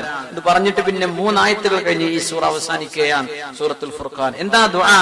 റബ്ബന, അല്ലാഹുവേ, ഹബ് ലനാ മിൻ അസ്വാജിനാ, ഞങ്ങളുടെ ഭാര്യയിൽ, വദുരിയാത്തിന, ഞങ്ങളുടെ മക്കളിലും നീ തരയണമേ. ഖുർറത അയുൻ, കൺകുളിർമയെ തരയണമേ. വജഅൽനാ ലിൽ മുത്തഖീന ഇമാമ. കല്യാണം കഴിക്കാതെ ഈ ദുആ പറഞ്ഞിട്ട് കാര്യമുണ്ടോ? പഠിച്ചവനേക്ക് കുട്ടികളെ തരണം, കല്യാണം കഴിച്ചിട്ടുണ്ടല്ല. പഠിച്ചവനെ ഭാര്യ നന്നാക്കി തരണം, ഭാര്യയല്ല, കുട്ടികളില്ല, ഒന്നുമില്ല. അപ്പോ അല്ലാഹു തആല ഇങ്ങനെ ഒരു ദുആരക്കണം എന്ന് പറഞ്ഞപ്പോ തന്നെ മനസ്സിലായി കല്യാണം കഴിക്കണം, അത് വളരെ അല്ലാഹുവിന് ഇഷ്ടമുള്ള ഇബാദത്താണ്. ഈ ദുആയിലൂടെ അല്ലാഹു പഠിപ്പിക്കാൻ റബ്ബനാ ഹബ് ലനാ മിൻ അസ്വാജിനാ, അത് കല്യാണം കഴിക്കാൻ പോകുന്ന ചെറുപ്പക്കാർക്ക് പറ്റും, കല്യാണം കഴിച്ചവർക്ക് പറ്റും, മക്കളില്ലാത്തവർക്ക് പറ്റും, മക്കൾ ഉള്ളവർക്കും, ആണിനും പെണ്ണിനും ദുആ ചെയ്യാൻ പറ്റുന്ന വളരെ മനോഹരമായൊരു ദുആയാണിത്. വിവാഹത്തിലേക്ക് അല്ലാഹു തആല ആഗ്രഹിപ്പിക്കുന്നതും ഈ ആയത്തിലൂടെയാണ്. വല്ലദീന യഖൂലൂൻ, ഇങ്ങനെ പ്രാർത്ഥിക്കണം, റബ്ബന, ഞങ്ങളുടെ രക്ഷിതാവായ അല്ലാഹുവേ, ഹബ് ലനാ മിൻ അസ്വാജിന, ഞങ്ങളുടെ ഭാര്യമാരിൽ നിന്ന് നീ ഞങ്ങൾക്ക് നൽകണം. മിൻ അസ്വാജിന എന്ന് ഭാര്യമാർ ആയിരിക്കുമ്പോൾ ഞങ്ങളുടെ ഭർത്താക്കന്മാരിൽ നിന്ന് നൽകണം. അസ്വാജ് എന്നത് സൗജ് എന്ന വാക്കിന്റെ പ്ലൂരലാണ്. സൗജ് എന്ന് പറഞ്ഞാൽ ഭാര്യ എന്ന് അർത്ഥമുണ്ട്, ഭർത്താവ് എന്നും ഒരേ സമയം. സൗജത്ത് എന്ന് പറയേണ്ട ആവശ്യമില്ല. സൗജത്ത് എന്ന് പറഞ്ഞാൽ ഡെഫിനറ്റ്ലി ഫോർ ഫീമെയിൽ, അത് ഭാര്യ തന്നെ പറ്റും, ഭർത്താവ് എന്നോട് അർത്ഥം വരില്ല സൗജത്ത് എന്ന് പറഞ്ഞാൽ. പക്ഷെ സൗജ് എന്ന് പറഞ്ഞാൽ ഒരേ സമയം മുദക്കറുമാണ് മുഅന്നസുമാണ്, masculine and feminine at the same time. അതുകൊണ്ട് അതിന്റെ പ്ലൂരല അസ്വാജ്. ഭർത്താക്കന്മാർ, ഭാര്യമാർ, രണ്ടും അർത്ഥം വന്നു. നോക്കണം, അള്ളാഹുവിന്റെ ഒരു ദുആ പഠിപ്പിക്കുന്ന രീതി നോക്കൂ. അല്ലാഹു തആല ആ ഉപയോഗിച്ച വാക്ക് നോക്കൂ, അസ്വാജ്. ആ അസ്വാജ് എന്നുള്ള വാക്കേ ഈ അർത്ഥത്തിൽ ആണിനും പെണ്ണിനും പറയാവുന്ന വാക്കുള്ളൂ. സുബ്ഹാനല്ലാഹ്. അപ്പൊ പെണ്ണുങ്ങളും ദ്വാരക്കാം. ഭർത്താവ് മോശമാണ്, എന്റെ ഭർത്താവിനെ നന്നാക്കി തരണേ പടച്ചവനെ എന്ന് ദ്വാരക്കുന്ന പെണ്ണ് ഇത് ദ്വാരക്കണം. റബ്ബനാ ഹബ് ലനാ മിൻ അസ്വാജിനാ. ഭാര്യ മോശക്കാരിയാണ്, അവളെ നന്നാക്കി തരണമെന്ന് ആഗ്രഹിക്കുന്ന ഭർത്താവും ദുആ ചെയ്യണം, റബ്ബനാ ഹബ് ലനാ മിൻ അസ്വാജിനാ. കല്യാണം കഴിച്ചിട്ടില്ല, ചവനെ കൺകുളിർമയുള്ള ഭാര്യയെ തരേണമേ എന്ന് ആഗ്രഹിക്കുന്ന ചെറുപ്പക്കാരൻ ദുആ ഇറക്കണം, റബ്ബനാ ഹബ് ലനാ. അല്ലെ, നല്ലൊരു സ്വാലിഹായ ഭർത്താവിന് കിട്ടണം എന്ന് ആഗ്രഹിക്കുന്ന പെൺകുട്ടിയും ദുആ ചെയ്യണം, റബ്ബനാ ഹബ് ലനാ മിൻ അസ്വാജിനാ. മക്കൾ ഉണ്ടായിട്ടില്ല, അല്ലാഹുവേ മക്കളെ തരണം, റബ്ബനാ ഹബ് ലനാ മിൻ അസ്വാജിനാ വദുർരിയാതിനാ. ചവനെ മക്കൾ തരുമ്പോ അത് കൺകുളിർമയുള്ള മക്കളാക്കി തരേണമേ. മക്കളുണ്ട്, പക്ഷെ അവർ മോശക്കാരാണ്, അല്ലാഹുവേ മക്കളെ നന്നാക്കി തരണം. അവർക്കും ദുആ ഇറക്കാം, റബ്ബനാ ഹബ് ലനാ മിൻ അസ്വാജിനാ വദുർരിയാതിനാ. നീ തന്ന മക്കളും നീ തന്ന ഭാര്യയിലും ഖുർറത അയുനിൻ, കണ്ണിന്റെ കുളിർമയെ തരേണമേ. വജഅൽനാ ലിൽ മുത്തഖീന ഇമാമാ. അല്ലാഹുവേ മുത്തഖീങ്ങൾക്ക് എന്നെ ഇമാമാക്കി തരേണമേ. ഇത് ശരിക്കും മനസ്സിലാക്കേണ്ട ഒരു ആയത്താണ്. ആ പറഞ്ഞതിന് അർത്ഥം എന്താ? എന്റെ ഭാര്യ നന്നാവണം, മക്കളും നന്നാവണം, എന്നെ നന്നാക്കി തരണം. അതാണ് വജഅൽനാ ലിൽ മുത്തഖീന ഇമാമാ. എന്നെ മുത്തഖീങ്ങൾക്ക് മുമ്പിൽ നിൽക്കാൻ പറ്റിയ ആൾ. ഇമാമു മഅ്മൂം എന്ന് പറഞ്ഞ ഇമാം ഇന്നമാ ജുഇലൽ ഇമാമു ലിയുതമ്മ ബിഹി. അല്ലേ, ഇമാം ഹാസ് ടു ബി ഫോളോഡ്. ഇമാമിനെയാണ് മറ്റുള്ളവർ അനുകരിക്കുക. അപ്പൊ ഇമാം, ഞാൻ ഇമാമ, വജഅൽനാ ഞങ്ങളാക്കണം, എന്താക്കണം, ഇമാമൻ ലിൽ മുത്തഖീൻ, ലിൽ മുത്തഖീന ഇമാമ. മുത്തഖീങ്ങൾക്ക്, അല്ലാഹുവിനെ ഭയപ്പെട്ട് ജീവിക്കുന്നവർക്ക് ഇമാമ് ഞങ്ങളാകണം. ആരെപ്പറ്റി പറഞ്ഞതൊക്കെ ഭാര്യ മക്കളൊക്കെയാണ്, കുടുംബക്കാരാണ്, വീട്ടുകാരാണ്. ഇവർക്ക് ഞാൻ മാതൃകയായിട്ട് ജീവിക്കണം. അതുകൊണ്ട് എന്നെ മുത്തഖീങ്ങൾക്ക്, മുത്തഖിയായാൽ പോരായി, മുത്തഖികളിൽ മുത്തഖിയാകണം ഞാൻ. അതുകൊണ്ട് എന്നെയും നന്നാക്കി തരണം പടച്ചവനെ. വാപ്പാക്ക് നിർബന്ധം ഉണ്ടാവും, മക്കൾ ടീച്ചറൊന്നും വിളിച്ചുകൂടാന്ന്. വാപ്പാക്ക് നിർത്താനും പറ്റൂല, അല്ലെ? വാപ്പാ കള്ളുകൂടിയൊക്കെ ഉണ്ട്, പക്ഷെ മക്കൾക്ക് ഇത് പറ്റൂല. അല്ല, മക്കൾ നിർത്തണം, മക്കൾ നന്നാവണം, വാപ്പി നന്നാവണം. അപ്പൊ ഈ ദുആ ഇറക്കുമ്പോ എന്തായി? എന്നെ നന്നാക്കി തരണം പടച്ചവനെ, എന്റെ ഭാര്യ മക്കളെയും നന്നാക്കി. എല്ലാവരും എന്തൊരു നല്ല ദുആയാണത്. കുടുംബം മൊത്തം നമ്മളെപ്പോഴും ദുആ ഇറക്കണം മുഅ്മിനീങ്ങൾ. ഇപ്പോഴൊക്കെ കാര്യങ്ങളൊക്കെ അങ്ങനെയാണ്, ദുആ കൊണ്ട് ചോദിച്ചു വാങ്ങിയിട്ട് അങ്ങനെ നമുക്ക് പ്രതീക്ഷിക്കാൻ പറ്റും. ദുആ കൊണ്ട് ചോദിക്കണം, അല്ലെ? മക്കളെ തർബിയത്ത് ചെയ്യുക, മക്കളെ പഠിപ്പിക്കുക, നന്നാക്കിയെടുക്കുക, അതൊക്കെ നമുക്ക് ചെയ്യാൻ പറ്റും ഈ ദുആ കൂടി. വല്ലദീന യഖൂലൂൻ, ഇപ്പോഴേ റഹ്മത്ത് കിട്ടുള്ളൂ, ദുആ ഇറക്കണം. നല്ല ദീനീ കുടുംബം. നാട്ടിൽ പോയിട്ട് ഇപ്പോ നാട്ടിൽ ചെന്നപ്പോ ഒരു വലിയ സ്ഥലങ്ങളിലൊക്കെ ചെല്ലാനും പ്രസംഗിക്കാനൊക്കെ അവസരം ഉണ്ടായി. ജില്ലയും നാടൊന്നും ഞാൻ പറയണില്ല, നമ്മുടെ വടക്കേ മലബാറിന്റെ ഭാഗം. ഒരു പെൺകുട്ടി ഒരു ആശാരിന്റെ കൂടെ പോയതാ. എന്തേ സംഗതി? ഒരാഴ്ച വീട്ടിൽ ജോലി ചെയ്യാൻ വന്നതാ ആശാരി. +1 പഠിക്കുന്ന കുട്ടി പോയി. കുട്ടിനെ പിടിച്ചു, അവരെ മൊബൈലൊക്കെ ട്രാക്ക് ചെയ്ത് പിടിച്ചു കൊണ്ടുവന്നു. കുട്ടിയെ, എന്റെ സുഹൃത്ത് കുട്ടിയെ കൗൺസിലിംഗ് ചെയ്യാൻ അവസരം ഉണ്ടായി. അപ്പൊ കുട്ടിയോട് ചോദിക്കുമ്പോ കുട്ടിക്ക് ഇതൊരു കുറ്റാന്ന് തോന്നണില്ല ഈ പോയത്. ഏതോ ജാതിക്കാരനായ ആശാരിന്റെ കൂടെ പോയത്. എന്തേ പോയത്? അപ്പോ കുട്ടി പറഞ്ഞ കാരണമാണ് ഭയങ്കരം. അയാളുടെ വർത്താനം, തമാശക്ക് എനിക്ക് ഭയങ്കര ഇഷ്ടമായി. അപ്പൊ പോയി. അപ്പൊ എന്തേലും മംഗലാപുരത്ത് പോയിക്കൂടായിരുന്നു, എന്റെ ബാംഗ്ലൂർ. അവിടെ 17 വയസ്സിൽ തന്നെ രജിസ്റ്റർ ചെയ്യാൻ പറ്റുമെന്ന്. അപ്പൊ പിന്നെ ഞങ്ങൾ ബാംഗ്ലൂർക്ക് വിട്ടു വന്നു. സുബ്ഹാനല്ലാഹ്. ഏത് ആ കുട്ടിയുടെ വീട്ടുകാർ പള്ളി കമ്മിറ്റിപ്പെട്ട ആൾക്കാരാണ്. നല്ല അച്ചടക്കം നിസ്കാരമുള്ള കുടുംബത്തിലാണ്. സ്നേഹങ്ങളൊക്കെ സ്നേഹം കൊടുക്കുന്നത്, സ്നേഹത്തിന് ദാഹിക്കുന്ന കുട്ടികളാണ് ഇങ്ങനെ വീട്ടിൽ നിന്ന് ഇറങ്ങിപ്പോവാന്നൊക്കെയാണ് സൈക്കോളജിസ്റ്റുകൾ പറയാ. പഠിച്ചു നോക്കുമ്പോ ഈ കുട്ടി നല്ല സ്നേഹം കിട്ടി വളർന്ന കുട്ടിയാണ്. ഇതൊന്നല്ല വിഷയം. നമ്മൾ ചെയ്യുന്ന പണി അധ്വാനങ്ങളൊക്കെ നടക്കട്ടെ, കൂടെ അള്ളാഹുവിനോട് ദ്വാരക്കും ചെയ്യണം. എന്താണ് സംഭവിക്കാൻ അള്ളാഹുവിനെ അറിയോ? എന്താണ് ഭയങ്കര ബേജാറാണ്. പ്ലസ് 1 പ്ലസ് 2 എത്തുമ്പോഴേക്കൊക്കെ കുട്ടികൾക്ക് തോന്നുകയാണ് ഓനൊരു ഓള് വേണം, ഓൾക്കൊരു ഓനും വേണം. എപ്പോ 10ാം ക്ലാസ് കഴിഞ്ഞിട്ടില്ല, അതിന് മുമ്പ് തന്നെ. അപ്പൊ ഇങ്ങനെയൊക്കെയുള്ള ഒരു ലോകത്താണ് നമ്മൾ ജീവിക്കുന്നത്. അള്ളാഹു പറയാ വല്ലദീന യഖൂലൂൻ, ഇങ്ങനെ ദുആ ചെയ്യും, റബ്ബനാ അല്ലാഹുവേ ഹബ് ലനാ മിൻ അസ്വാജിനാ വദുർരിയാതിനാ, എനിക്ക് നീ നൽകുന്ന മക്കൾ എന്റെ ഭാര്യ. അല്ലാഹു അവരൊക്കെ ഖുർറത അയുൻ, കൺകുളിർമ, കണ്ണിന് സന്തോഷം കിട്ടുന്നത്, അവരിൽ നന്മ കാണുന്നത്, അവർ നല്ലവരായി ജീവിച്ചു കാണാൻ കഴിയുന്ന ഭാഗ്യം എനിക്ക് നൽകണം പടച്ചവനെ എന്ന് അല്ലാഹുവിനോട് ദുആ ഇരക്കണം. ദുആയെന്ന് വാങ്ങണം മുഅ്മിനീങ്ങളെ. അല്ലാഹു മുസബ്ബിബുൽ അസ്ബാബാൻ. പക്ഷെ അല്ലാഹു തആല ദുആ ചെയ്യുന്ന ഒരാളെയും അല്ലാഹു ഖായിബാക്കി മടക്കൂല. സലാസത്തുൻ, 3 വിഭാഗം ആളുകൾ ഹഖ്ഖുൻ അലല്ലാഹി ഔനുഹും, റസൂലുള്ളാഹി സ്വല്ലല്ലാഹു അലൈഹി വസല്ലം പഠിപ്പിക്കുകയാണ്. അല്ലാഹു തആല അവരെ സഹായിക്കും എന്ന വിഷയം ഹഖ്ഖാൻ. ഒരിക്കലും അല്ലാഹു തആല അവരെ സഹായിക്കാതിരിക്കൂല. 3 വിഭാഗം. അന്നാകിഹ് യുരീദുൽ അഫാഫ്, ചാരിത്രം സൂക്ഷിക്കണം എന്ന് ഉദ്ദേശിച്ച് നിക്കാഹ് ചെയ്യുന്ന ആൾ എന്ന് പറഞ്ഞാൽ, പടച്ചവനെ ഞാൻ വ്യഭിചാരത്തിലേക്ക് പോകരുത്, അല്ലാഹുവേ എന്നിൽ നിന്ന് ഹറാം സംഭവിക്കരുത്, അല്ലാഹുവേ ഞാൻ ഹറാമിലേക്ക് നോക്കരുത്, പടച്ചവനെ എന്റെ ശരീരം നന്നാക്കി തരണം അല്ലാഹ്, ആ ഉദ്ദേശത്തിനാണ് നിക്കാഹ് ചെയ്യുന്നത്. അങ്ങനത്തവൻ നിക്കാഹ് ചെയ്യുന്നത് ബിസിനസ് തുടങ്ങാനാണ്. അമ്മോശന്റെ പൈസ ഇട്ടിട്ട് വേണം ഒരു ബിസിനസ് തുടങ്ങാൻ. അവനെ പറ്റിയല്ല ഈ പറഞ്ഞു, അവനെ പറ്റിയല്ല അല്ലാഹുവിന്റെ റസൂൽ പറഞ്ഞു. സലാസുൻ ഹഖ്ഖുൻ അലല്ലാഹി ഔനുഹു, അല്ലാഹു തആല സഹായിക്കുമെന്ന് അല്ലാഹ് ഏറ്റെടുത്തിട്ടുള്ള ആളുകൾ. അന്നാകിഹു യുരീദുൽ അഫാഫ്, എന്തിനാ കല്യാണം കഴിച്ചത്? അവൻ ഇഫ്ഫത്ത് നേടാനാണ്, ചാരിത്രശുദ്ധി ഉണ്ടാകാനാണ്, വഴിപിഴച്ചു പോകാതിരിക്കാനാണ്. അതിനാണ് നിക്കാഹ് ചെയ്തത്, മറ്റൊന്നുമല്ല. വൽ മുകാത്തബു യുരീദുൽ അദാ, അടിമയെ സംബന്ധിച്ചുള്ള ഒരു സംഭവമാണത്. അടിമകൾ മോചനദ്രവ്യം കൊടുത്ത് സ്വാതന്ത്ര്യം തേടാറുണ്ട്. എന്ന് പറഞ്ഞാൽ മുതലാളിയോട്, മാസ്റ്റർ തന്റെ ഉടമസ്ഥനോട് പറയാ, നിങ്ങളൊരു സംഖ്യ നിശ്ചയിച്ചോളൂ, ഞാൻ അധ്വാനിച്ച ആ സംഖ്യ നിങ്ങൾക്ക് ഉണ്ടാക്കി തരാം, എങ്കിൽ എന്നെ നിങ്ങൾ സ്വതന്ത്രനാക്കി തരുമോ? അപ്പൊ സ്വാതന്ത്ര്യം ആഗ്രഹിക്കുന്ന അടിമകൾ, അങ്ങനെ അവര് മുഖാത്തബ്, അടിമ പത്രം രേഖപ്പെടുത്തും, സ്വാതന്ത്ര്യത്തിന്റെ പത്രം രേഖപ്പെടുത്തുന്നവർ, അങ്ങനെ ഒരു കോൺട്രാക്ട് ഉണ്ടാക്കും. അങ്ങനത്തെ ഒരു അടിമ സ്വാതന്ത്ര്യം വേണമെന്നും ഒറ്റക്ക് ജീവിക്കണമെന്നും ആഗ്രഹിക്കുന്ന ഒരാൾ അല്ലാഹു സഹായിക്കും. വൽ ഗാസി ഫീ സബീലില്ലാഹ്, അല്ലാഹുവിന്റെ മാർഗത്തിൽ യുദ്ധത്തിനിറങ്ങിയ ആൾ, ആ മനുഷ്യനെയും അല്ലാഹു സഹായിക്കും. എന്തേ? അല്ലാഹുവിന്റെ ഒരു നാമം ഉയർത്തി കാണിക്കാനാണ് അയാൾ പോകുന്നത്. ഫീ സബീലില്ലാഹ്, അല്ലാഹുവിന്റെ വഴിയിലാണ്. ഇവരെ അല്ലാഹു സഹായിക്കുമെന്ന് ഹഖാണെന്ന് സ്വാദിഖും മസ്ദൂഖുമായ റസൂലുള്ളാഹി സ്വല്ലല്ലാഹു അലൈഹി വസല്ലം. അപ്പോ നിക്കാഹ് ചെയ്യുന്ന ഉദ്ദേശം അതാണ്. വഅൻകിഹു എന്ന് പറഞ്ഞു. എന്തിനാണ് നിക്കാഹ് ചെയ്യേണ്ടത്?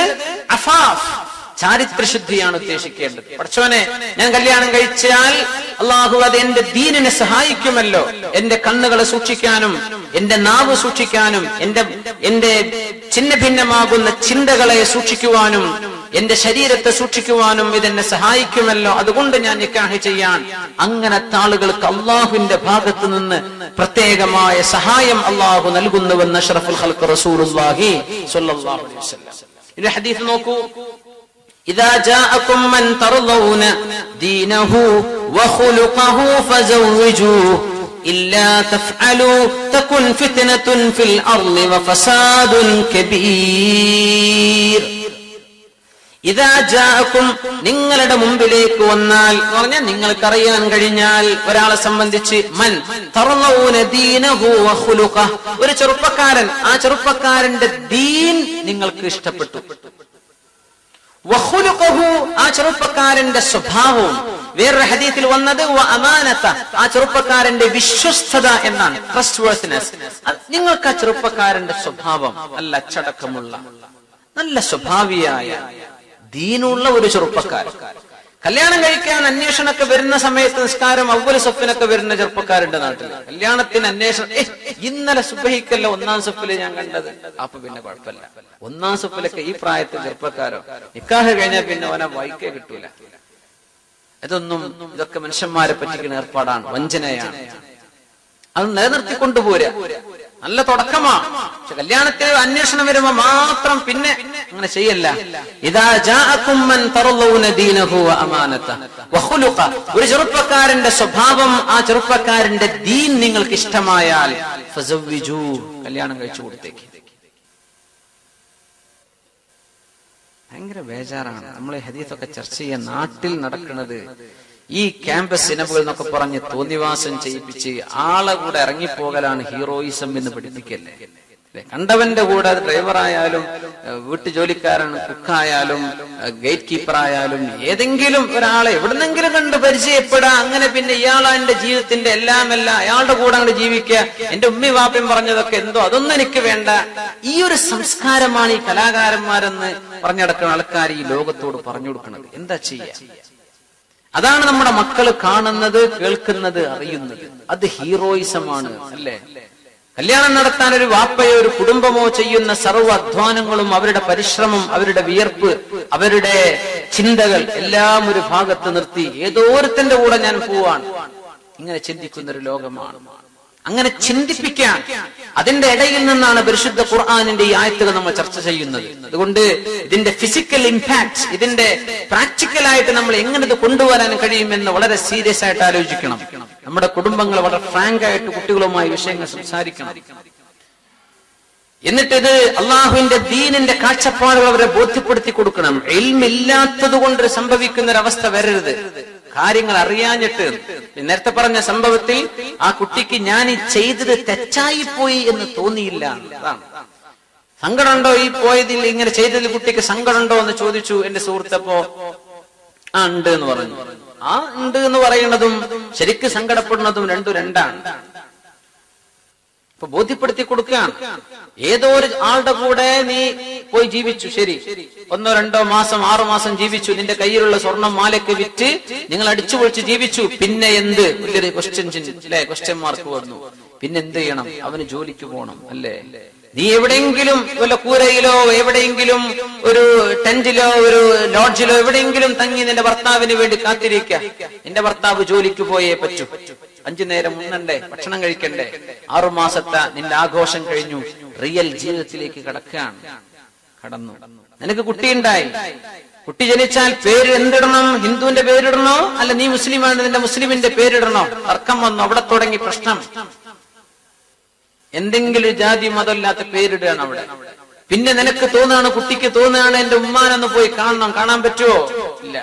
അവന് തോന്നുകയാണ് ഇവളെ കുട്ടി പുരക്ക് പോയി കൂടെ, അവന്റെ പുരക്കാർ സ്വീകരിക്കുവോ? ഇല്ല. ഇങ്ങനെ ഒരു 6 മാസം ഒരു 5 മാസം ജീവിച്ച് ബാക്കി ജീവിതകാലം മുഴുവനും നിങ്ങൾ സങ്കടപ്പെടുത്തണോ? അതല്ല.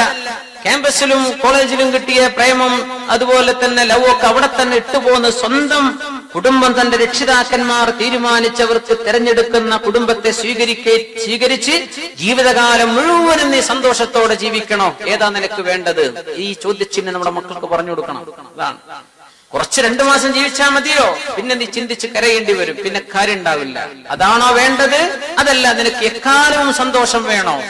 നമ്മുടെ മക്കൾക്ക് ചിന്തിക്കാൻ കഴിയുന്ന വളരെ വേദനിപ്പിക്കുന്ന ഒരുപിടി സംഭവങ്ങൾ ഞാൻ ഇവിടെ പറയാൻ പാടുന്നതുകൊണ്ട് ഞാൻ പറയുന്നില്ല. വളരെ വേദനയുള്ള സംഭവങ്ങൾ. ഒരുപാട് ആളുകൾ വിഷമത്തിലാണ്. അല്ലാഹു തആല പ്രയാസങ്ങളൊക്കെ നീക്കി കൊടുക്കുമാറാകട്ടെ. അല്ലാഹു തആല പ്രയാസങ്ങളൊക്കെ നീക്കി കൊടുക്കുമാറാകട്ടെ. ഇദാ ജാഅകും മൻ തർളൂന ദീനഹു വ ഖുലുഖഹു, ഒരു ചെറുപ്പക്കാരന്റെ ദീൻ, ഒരു ചെറുപ്പക്കാരന്റെ ദീനി നിഷ്ഠയും ആ ചെറുപ്പക്കാരന്റെ സ്വഭാവവും നിങ്ങൾക്ക് ഇഷ്ടപ്പെട്ടാൽ ഫസവ്വിജു, നിങ്ങൾ നിക്കാഹ് ചെയ്തു കൊടുത്തോളൂ. അല്ലാഹുവിന്റെ റസൂൽ പറയാൻ, ഇല്ലാ തഫഅലൂ, നിങ്ങൾ അങ്ങനെ ചെയ്തില്ലെങ്കിൽ തകുൻ ഫിത്നത്തുൻ ഫിൽ അർള്, ഭൂമിയിൽ ഫിത്നയുണ്ടാകും, വഫസാദുൻ കബീർ, ഏറ്റവും ഗുരുതരമായ ഫസാദും ഇവിടെ ഉണ്ടാകുമെന്ന് അഷ്റഫുൽ ഖൽഖ് റസൂലുള്ളാഹി സ്വല്ലല്ലാഹു അലൈഹി വസല്ലം പഠിപ്പിക്കുന്നു. യാ അല്ലാഹ്, ദീനഹു വ ഖുലുഖ, 2 ക്രൈറ്റീരിയനാണ് അല്ലാഹുവിന്റെ റസൂൽ പറയുന്നത്. എന്താ നോക്കേണ്ടത് ചെറുപ്പക്കാരനിൽ? ദീനുണ്ടോ, വഖുലുഖ, അവന്റെ സ്വഭാവം. കാരണം അവൻ ഇവളെ, തന്റെ മകളെ അല്ലെങ്കിൽ തന്റെ സഹോദരിയെ ഭാര്യയായി സ്വീകരിക്കുമ്പോ ഏറ്റവും നല്ല സ്വഭാവം ആവശ്യമാണ്. പിന്നെ അവൻ വഞ്ചിക്കാതിരിക്കണമെങ്കിൽ അവന്റെ ദീനും ആവശ്യമാണ്. സുബ്ഹാനല്ലാഹ്. ദീനുണ്ടാകുമ്പോൾ വിശ്വസ്തതയുണ്ട്, സ്വഭാവം ഉണ്ടാകുമ്പോൾ കുടുംബ പ്രശ്നങ്ങൾ ഉണ്ടാകില്ല. ഇത് രണ്ടുമുണ്ടോ ജീവിതത്തിന്റെ എല്ലാ സൗഭാഗ്യങ്ങളുമായില്ലേ? മനുഷ്യന്മാരാണ് പിന്നെ ഓരോന്ന് കണ്ടെത്ത്, പിന്നെ ഓരോന്ന് ആലോചിച്ച് അതുണ്ടോ ഇതുണ്ടോ എന്ന് പറഞ്ഞ് വിശ്വാസം ഉണ്ടാക്കി എത്രയോ നല്ല ബന്ധങ്ങൾ നഷ്ടപ്പെടുത്തുന്ന അവസ്ഥകൾ ഉണ്ടാവില്ലേ? ഇല്ലാ തകുൻ ഇല്ലാ തഫ്അലു, നിങ്ങൾ അത് ചെയ്തില്ലെങ്കിൽ തകുൻ ഫിത്നത്തുൻ ഫിൽ അർളി വഫസാദുൻ അലിയ, ലോകത്തെ ഫിത്നയുണ്ടാകും, ഫസാദ് ഉണ്ടാകും. പറയേണ്ട ആവശ്യമില്ലല്ലോ എന്തൊക്കെയാണ് ഈ ഫിത്ന, എന്തൊക്കെയാണ് ഈ ഫസാദ്. നമുക്കറിയാം റസൂലുള്ളാഹി സ്വല്ലല്ലാഹു അലൈഹി വസല്ലം തങ്ങൾ ഏറ്റവും കൂടുതൽ ഗൗരവത്തോടെ പറഞ്ഞ വിഷയങ്ങളാണ്. അതുകൊണ്ട് വഅൻകിഹു, നിങ്ങൾ നിക്കാഹ് ചെയ്യിക്കണം. അൽ അയാമ മിൻകും വസ്സാലിഹീന മിൻ ഇബാദിക്കും വഇമാഇക്കും. നിക്കാഹ് ചെയ്യിക്കണം എന്ന് പറഞ്ഞതിൽ ഒരുപക്ഷെ ഈ ചെറുപ്പക്കാരന് തന്നെ മഹർ കൊടുക്കാൻ കഴിവുള്ള ആളാണെങ്കിൽ അയാൾ തന്നെ മഹർ കൊടുക്കട്ടെ. ഈ വാപ്പ കൊടുത്തിട്ട് കൊടുക്കാൻ എന്ത് ചെയ്യാം? അതുകൊണ്ടും മഹർ കൊടുക്കാം. വാപ്പ മകന് കൊടുക്കാൻ, മകനെ നീ കല്യാണം കഴിച്ചോ, വാപ്പെടുത്തോളം ചെലവൊക്കെ മകന് മഹറുള്ളത് വാപ്പ തരുന്നു, ഒരു കുഴപ്പമില്ല. രക്ഷിതാക്കന്മാർക്ക് അതിൽ സഹായിക്കാം മക്കളെ, അല്ലെങ്കിൽ അവർക്ക് തന്നെയായിട്ട് നിക്കാഹിന്റെ കഴിവുണ്ടെങ്കിൽ അവർ അങ്ങനെ ചെയ്യട്ടെ. ഏതായിരുന്നാലും നിക്കാഹ് ചെയ്യണം. റസൂലുള്ളാഹി സ്വല്ലല്ലാഹു അലൈഹി വസല്ലം തങ്ങൾ പഠിപ്പിക്കുകയാണ്. ഇവിടെ നമ്മുടെ നാട്ടിലും അറബ് ലോകത്തുമുള്ള വിഷയം രണ്ടും രണ്ടാണ്. ഇവിടെ ഏറ്റവും കൂടുതൽ മഹർ ചോദിക്കുന്ന വിഷയമാണ് ഇവിടെയുള്ളത്. നമ്മുടെ നാട്ടിലാണെങ്കിലോ സ്ത്രീധനം എന്ന് പറഞ്ഞ് അങ്ങനെ മനുഷ്യന്മാരടങ്ങേറാക്കുന്ന, ബുദ്ധിമുട്ടാക്കുന്ന ഒരു വളരെ അപകടകരമായ ഒരു സാഹചര്യമാണ് നമ്മുടെ നാടുകളിലുള്ളത്. രണ്ടും നമ്മൾ മനസ്സിലാക്കണം. റസൂലുള്ളാഹി സ്വല്ലല്ലാഹു അലൈഹി വസല്ലം തങ്ങളും ദീനും പഠിപ്പിക്കുന്ന നിക്കാഹ് ഏതാണ്? സഅൽതു ആയിഷ റളിയല്ലാഹു അൻഹ, റസൂലുള്ളാഹി സ്വല്ലല്ലാഹു അലൈഹി വസല്ലം തങ്ങളുടെ ഭാര്യയായ ഉമ്മുൽ മുഅ്മിനീൻ ആയിഷ ബീവി റളിയല്ലാഹു അൻഹ അവരോട് മഹാനായ അബൂ സലമ ഇബ്നു അബ്ദുറഹ്മാൻ തന്റെ സഹോദരപുത്രൻ അബൂ സലമ റളിയല്ലാഹു അൻഹു ചോദിച്ചു അമ്മായിയോട്, ആയിഷ ബീവിയോട്, കം കാന സ്വദാഖു റസൂലില്ലാഹി സ്വല്ലല്ലാഹു അലൈഹി വസല്ലം, തങ്ങൾ എത്രയാണ് മഹർ കൊടുത്തത്?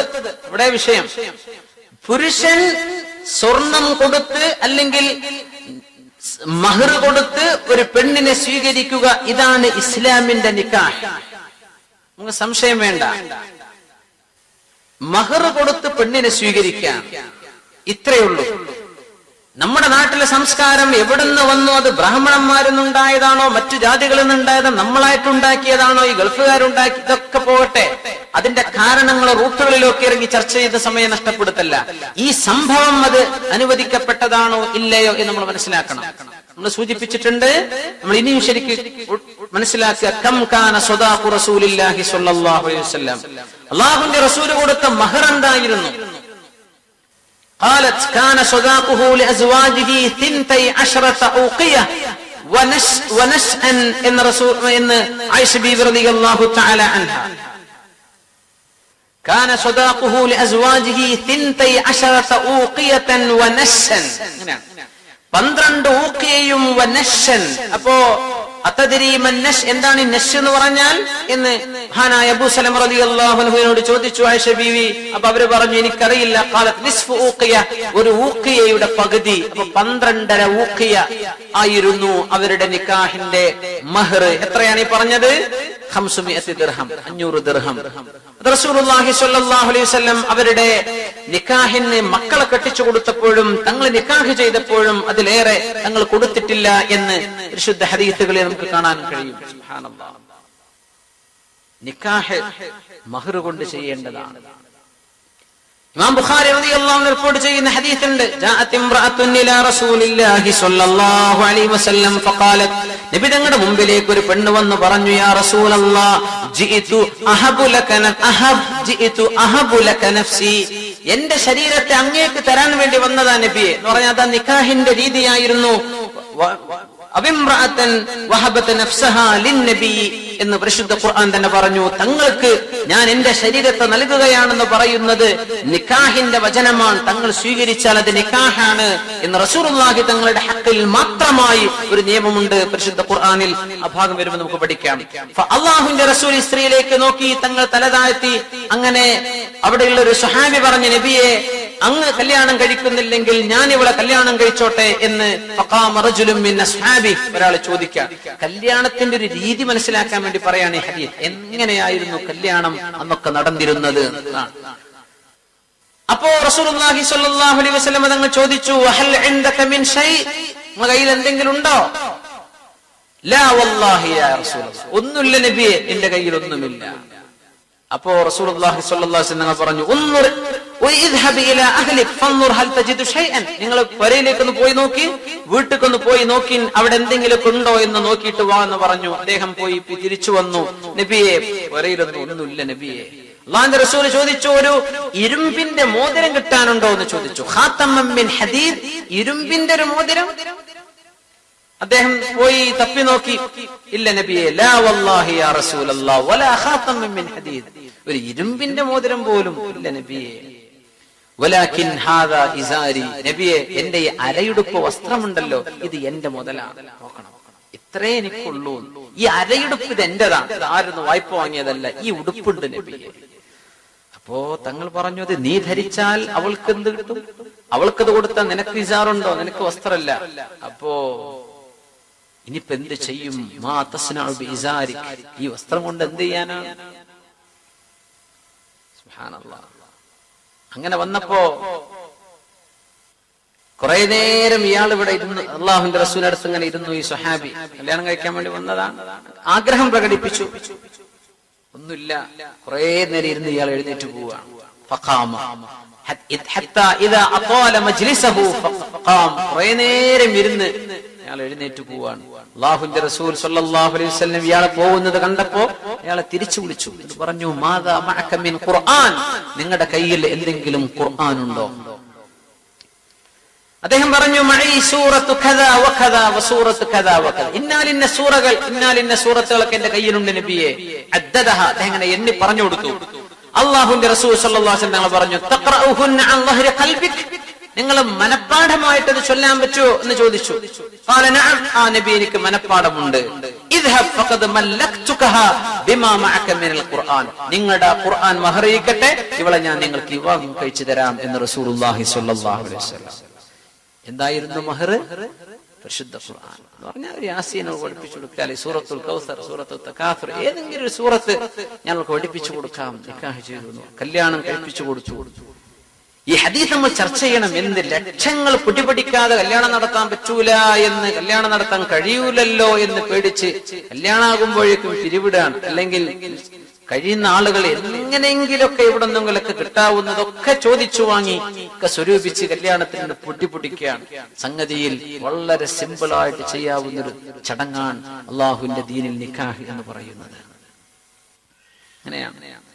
അനസ് റളിയല്ലാഹു അൻഹു അവരുടെ മകളുടെ സംഭവം പറയുന്നുണ്ട്. ജാഅത് ഇംറഅത്തുൻ ഇലാ റസൂലില്ലാഹി സ്വല്ലല്ലാഹു അലൈഹി വസല്ലം ഫഖാലത്, അന്നൊക്കെ നബി തങ്ങളുടെ മുമ്പിലേക്ക് വന്ന് ചില പെണ്ണുങ്ങളൊക്കെ പറയും, നബിയെ, എന്നെ നിങ്ങൾ വിവാഹം ചെയ്തേക്ക്. എന്തിനാ പറയുന്നത്? അല്ലാഹുവിന്റെ റസൂലിന്റെ കൂടെ സ്വർഗ്ഗത്തിൽ ഇരിക്കാനാണ്, തങ്ങളുടെ ഭാര്യയാകാനുള്ള പദം, ആ ഒരു ഭാഗ്യം ലഭിക്കാൻ വേണ്ടി പറയാണ്. അങ്ങനെ ഇരിക്കുമ്പോൾ ഒരു പെണ്ണ് വന്നു, യാ റസൂലല്ലാഹ് അലക ബി ഹാജ, എന്നെ കല്യാണം കഴിക്കണോ നബിയെ, എന്നെ അങ്ങേക്ക് വേണോ എന്ന ചോദ്യം ചോദിച്ചു. ഫഖാലത് ബിന്തു അനസിൻ, അനസ് റളിയല്ലാഹു അൻഹുവിന്റെ മകൾ പറഞ്ഞു, മാ അഖല്ല ഹയാഅഹ, തീരെ ഒരു നാണമില്ലാത്ത പെണ്ണ്. വാ സൗഅത, എന്തൊരു മോശമാണിത്. അലക ബി ഹാജ എന്ന് എന്നെ കൊണ്ട് നിങ്ങൾക്ക് വല്ല ആഗ്രഹമുണ്ടോ എന്നാണ് ആ വാക്കിന്റെ അർത്ഥം. അതാണ്. അതുകൊണ്ടായി അനസ് റളിയല്ലാഹു അൻഹു മകൾ പറയാണ്, വാ സൗഅത മാ അഖല്ല ഹയാഅഹ, ലജ്ജയില്ലാത്തൊരു പെണ്ണ്, എന്തൊരു മോശം പറഞ്ഞപ്പോ വാപ്പയായ അനസ് ഇബ്നു മാലിക് റളിയല്ലാഹു അൻഹു പറഞ്ഞു, ഹിയ ഖൈറും മിൻകി, നിന്നെക്കാളൊക്കെ ഖൈറാണ് പെണ്ണെ. ആ പറഞ്ഞ പെണ്ണ് നിന്നെക്കാൾ ഖൈറാണ്. സ്വന്തം മകളോട് പറയാണ്. റഗിബത ഫിൻ നബി സ്വല്ലല്ലാഹു അലൈഹി വസല്ലം ഫഅറളത അലൈഹി നഫ്സഹ, അല്ലാഹുവിന്റെ റസൂലിനോട് ആഗ്രഹം തോന്നിയിട്ട്, അല്ലാഹുവിന്റെ റസൂലേ, നിങ്ങൾ എന്നെ കല്യാണം കഴിക്കുമെന്നല്ലേ പെണ്ണ് ചോദിച്ചിട്ടുള്ളൂ? അല്ലാഹുവിന്റെ റസൂലിനോട് സ്നേഹം തോന്നിയ പെണ്ണല്ലേ, എന്നെക്കാളോ ഖൈറിനെയാണെന്ന് സ്വന്തം മകളോട് അനസ് റളിയല്ലാഹു തആല. ഈ ഹദീസൊക്കെ ഉദ്ധരിച്ചുകൊണ്ട് ഉലമാ പറയാണ്, അന്ന് നിക്കാഹ്, കല്യാണം എന്ന് പറഞ്ഞ സംഗതികൾ ഇത്രയേ വേണ്ടൂ. അത് ഞാൻ നിന്നെ നിക്കാഹ് ചെയ്യാണെന്ന് പറഞ്ഞാൽ അവിടെ ഈജാബും ഖബൂലുമായി അവിടെ നിക്കാഹ് നടന്നു, അത്രയേ ആവശ്യമുള്ളൂ. ഈ ചടങ്ങാണ് നമ്മൾ അങ്ങോട്ട് വലുതാക്കി ആലോചിക്കുമ്പോഴും മനുഷ്യന്മാർ പേടിക്കുന്ന രീതിയിലേക്ക് ആയിത്തീരുന്നത്. അല്ലെ, പെൺകുട്ടി ജനിക്കുമ്പോഴേക്ക് ആലോചിക്കുന്ന പടച്ചോനെ ഇവിടെ കല്യാണം കഴിച്ചു വിടണല്ലോ എന്നാണ്. ഇവിടെ ചെറിയ പൈതൽ ജനിച്ചപ്പോ സുബ്ഹാനല്ലാഹ്, ആരാണ് ഇങ്ങനെയൊക്കെ മാറ്റിയത്? നമ്മളാണ്. അള്ളാന്റെ ശരീഅത്ത് നമ്മുടെ മുമ്പിൽ ഉണ്ടായിരിക്കെ നമ്മളായിട്ടുണ്ടാക്കിയ അനാവശ്യങ്ങളാണിത്. അതുകൊണ്ട് അള്ളാഹുവിന്റെ റസൂൽ സ്വല്ലല്ലാഹു അലൈഹി വസല്ലമ തങ്ങളും അവിടുത്തെ അസ്ഹാബും കാണിച്ച ചര്യയിലേക്ക് നിക്കാഹുകളെ, ചടങ്ങുകളെ, നമ്മുടെ വിവാഹ ചടങ്ങുകളെ വളരെ ലഘുവായി, വളരെ എളുപ്പമുള്ളതായി അള്ളാഹുവിന്റെ ദീൻ കാണിച്ച രീതിയിലേക്ക് കൊണ്ടുവരെ അള്ളാഹു തആല സഹായിക്കുമാറാകട്ടെ. അന്നൊക്കെ മഹർ കൂട്ടി ചോദിക്കുന്ന കാലമാണ്. ഉമർ റളിയല്ലാഹു തആല അതിൽ ഇടപെട്ടിട്ടുണ്ട്. അറബ് ലോകത്തുള്ള വിഷയം അതാണ്. നമ്മളുടെ സ്ത്രീധനമാണ്. പറഞ്ഞിട്ടുണ്ട്, സ്ത്രീധനം ഹലാലോ ഹറാമോ എന്നൊരു മസ്അലയുടെ ഒരു ചർച്ചയല്ല, വിഷയം നമ്മൾ മനസ്സിലാക്കണം. എന്താണ് അവിടെ വിഷയം? അത് ഒറ്റടിക്ക് ഇത് ഹലാലാണ് അല്ലെങ്കിൽ സ്ത്രീധനം ഹറാമാൻ എന്ന് ഒറ്റടിക്ക് പറഞ്ഞാൽ ഹലാലാകുന്ന ചില വശം ഹറാമാവുകയും ഹറാമാകുന്നത് ഹലാലാവുകയും ചെയ്യും. നമ്മൾ വിശദീകരിച്ച് മനസ്സിലാക്കണം. നിങ്ങൾ മനസ്സിലാക്കിയിട്ടുണ്ട് എന്നാണ് എന്റെ ധാരണ. അതാണ് നമ്മൾ മുമ്പ് ചർച്ച ചെയ്തിട്ടുണ്ടോ എന്ന് തോന്നുന്നു. എപ്പോഴാണ് ഇത് ഹലാലാവുക? ഒരു മുതലാളിയായ വാപ്പ തന്റെ മരുമകനായ പുതിയാപ്പിളക്ക് എന്തെങ്കിലും ഒരു ഹദിയ, ഒരു സമ്മാനം ഇയാൾ കൊടുക്കാൻ അയാൾക്കത് കഴിയും. അയാളുടെ സമ്പത്ത് ഹലാലായ സമ്പത്ത് എന്ന് കൊടുക്കാൻ അയാൾ എല്ലാവർക്കും കൊടുക്കുന്ന ആളാണ്. സ്വന്തം മരുമകനായപ്പോ തനിക്ക് ഇഷ്ടപ്പെട്ട ഒരു മകനാണ്, തന്റെ മകനെ പോലെ ആവേണ്ട ആളാണ്. അയാൾക്ക് ഇതാ ഒരു സമ്മാനം കൊടുക്കുന്നു. ഹലാലാണ്, ജായിസാണ്. ഹദിയ ജായിസല്ലേ? ജായിസാണ്. ഒരാൾ വന്ന് ചോദിക്കാൻ അല്ലെങ്കിൽ ആവശ്യപ്പെടുകയാണ്, എനിക്ക് ഇത്ര വേണം, എത്ര തരണം, എത്ര കൊടുക്കോ ഇല്ല. ഈ അമ്മാവന്മാരെ വല്ലാത്ത റോൾ ആരംഭിക്കും. ഈ അമ്മാവന്മാർക്ക് ഈ പണി ആരാ കൊടുത്തത് എനിക്കറിയില്ല. അമ്മാവന്മാരാണ് ഈ പണിയിലൊക്കെ ഇടപെടുക. അത് അമ്മാവൻ പറയട്ടെ. ഏതാ ഈ അമ്മാവന്മാർ? അള്ളാഹുവിന്റെ റസൂലിന്റെ ദീനിന്റെ അഹ്കാമുകൾ ഉണ്ടായിരിക്കെ അതിനെ നമുക്ക് ചാടിക്കടക്കാൻ പറ്റുമോ? നമ്മൾ ഈ കച്ചവടവൽക്കരിക്കുന്ന രീതി നിർത്തണ്ടേ? എത്ര മോശമാണത്! പെണ്ണിനെ കച്ചവടവൽക്കരിക്കല്ലേ അത്? നിക്കാഹിന്റെ പേരിൽ നയാ പൈസ ഒരാളോട് ചോദിക്കാനുള്ള അവകാശം ശറഅ് നൽകിയിട്ടില്ല. നമുക്കൊരു അവകാശം ചോദിക്കാൻ പറ്റുള്ളൂ. നീ നിന്റെ കയ്യിൽ നിന്ന് മഹർ കൊടുത്ത് സ്വീകരിക്കേണ്ടതിന് പകരം അയാളുടെ അടുത്ത് നിന്ന് ഇങ്ങോട്ട് വാങ്ങിക്കേ. ഇത് എവിടുത്തെ റൂളാണ്? അങ്ങനെ ഒരു റൂള് ശരീഅത്തിൽ ഇല്ല. ഒന്ന്. പിന്നെ നിങ്ങൾ ചോദിച്ചാൽ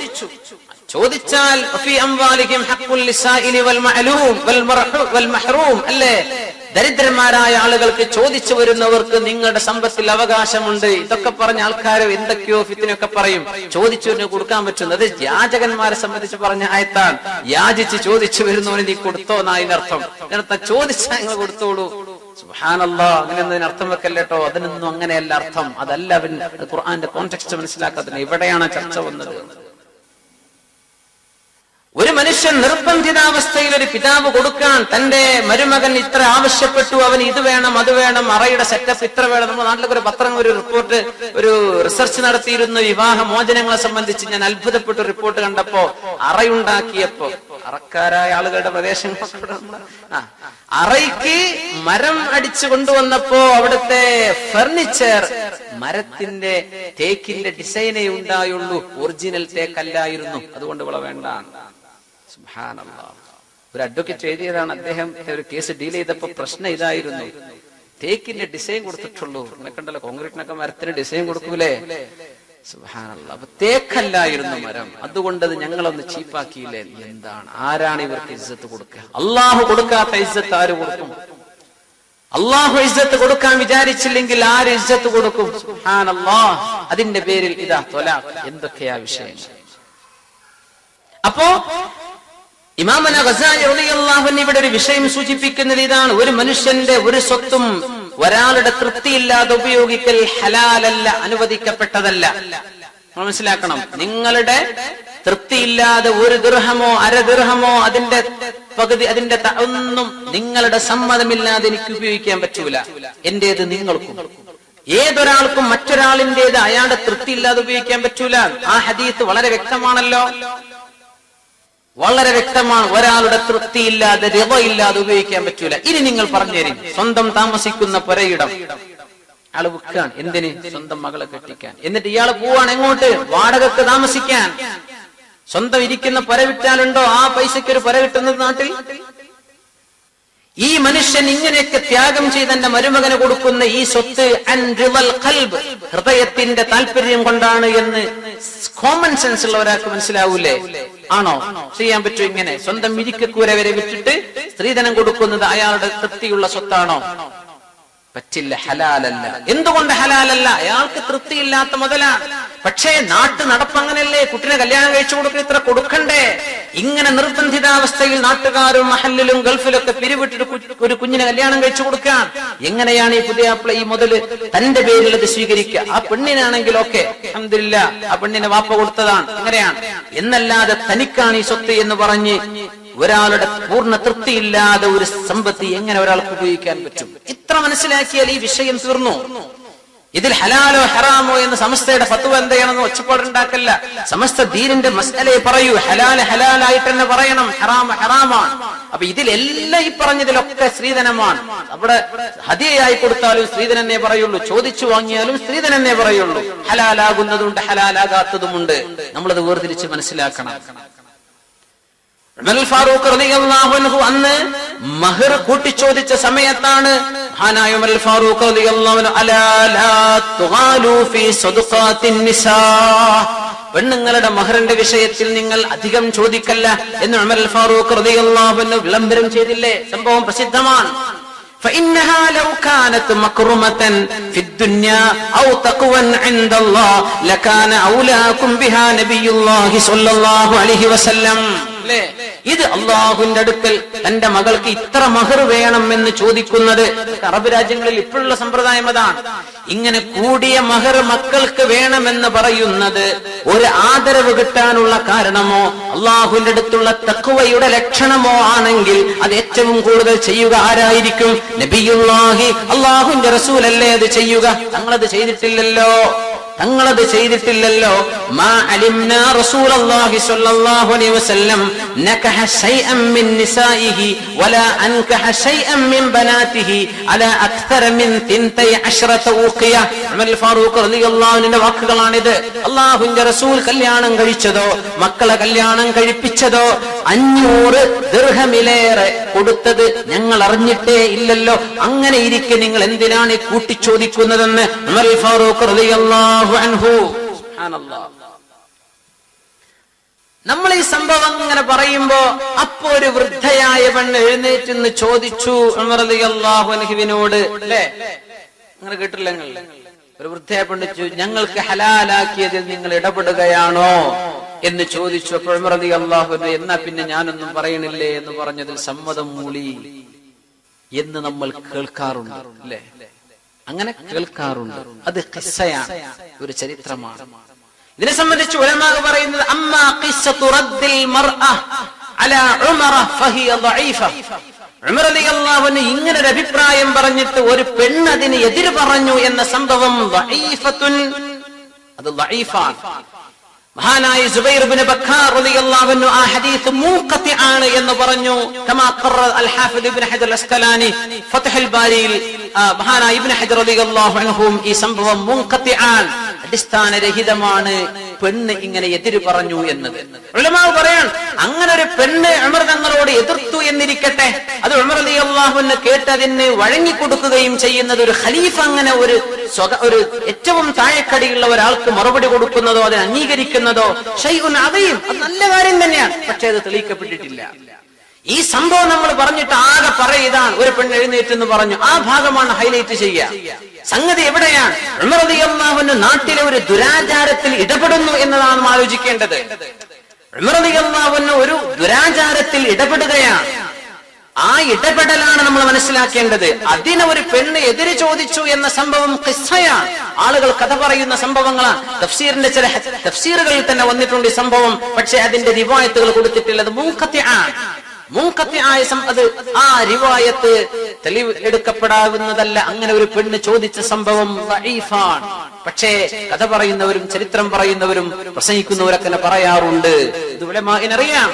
അവിടെ നമ്മൾ ചിന്തിക്കേണ്ട വിഷയം അതല്ല. ഇത്തരം വിഷയങ്ങളിൽ നിക്കാഹ് പോലെയുള്ള അല്ലാഹു തആല പവിത്രമാക്കിയ ഒരു സംഭവത്തെ കളങ്കപ്പെടുത്തുന്ന വിഷയങ്ങൾ സമൂഹത്തിൽ വരുമ്പോ അതിനെ ശക്തിയുക്തം ഇടപെടണം എന്ന് പഠിപ്പിക്കുകയാണ് ഉമർ റളിയല്ലാഹു അൻഹുവിന്റെ സംഭവം. നമ്മൾ അങ്ങനെയാണ് അത് മനസ്സിലാക്കേണ്ടത്. സുബ്ഹാനല്ലാഹ്. അല്ലാഹു തആല നമുക്ക് ഇൽമു വർദ്ധിപ്പിച്ചു നൽകുമാറാകട്ടെ. വഅൻകിഹുൽ അയാമ മിൻകും വസ്സാലിഹീന മിൻ ഇബാദികും വഇമാഇകും യകൂനു ഫുഖറാഅ യുഗ്നിഹുമുല്ലാഹു മിൻ ഫദ്ലിഹി. നിങ്ങളിൽ നിങ്ങളുടെ മക്കളിൽ, നിങ്ങളുടെ ആൺമക്കളിൽ പെൺമക്കളിൽ വിവാഹം ചെയ്തിട്ടില്ലാത്തവർ, ഭാര്യയില്ലാത്തവർ, ഭർത്താവില്ലാത്തവർ, അവർക്ക് നിങ്ങൾ നിക്കാഹ് ചെയ്യിച്ചു കൊടുക്കണം. രക്ഷിതാക്കന്മാർ, നാട്ടുകാർ, ഉത്തരവാദപ്പെട്ട ആളുകൾ അത് ചെയ്യണം. ഇൻ യകൂനു ഫുഖറാ, അവർ ദരിദ്രന്മാരാണെങ്കിൽ യുഗ്നിഹുമുല്ലാഹു മിൻ ഫദ്ലി, അല്ലാഹു അവർക്ക് ഐശ്വര്യം നൽകും. നിക്കാഹ് കൊണ്ട് അല്ലാഹു ഐശ്വര്യം നൽകും. വല്ലാഹു വാസിഉൻ അലീം. ഇൻഷാ അല്ലാഹ് അതിനെ തുടർന്നുള്ള ആയത്ത് ശേഷം വരുന്ന 33-ാമത്തെ ആയത്തും ഇതേ ചർച്ചയുടെ ബാക്കിയാണ്. ബാക്കി വിഷയങ്ങൾ അടുത്ത ക്ലാസ് ചർച്ച ചെയ്യാം. അല്ലാഹു തആല തൗഫീഖ് ചെയ്യും.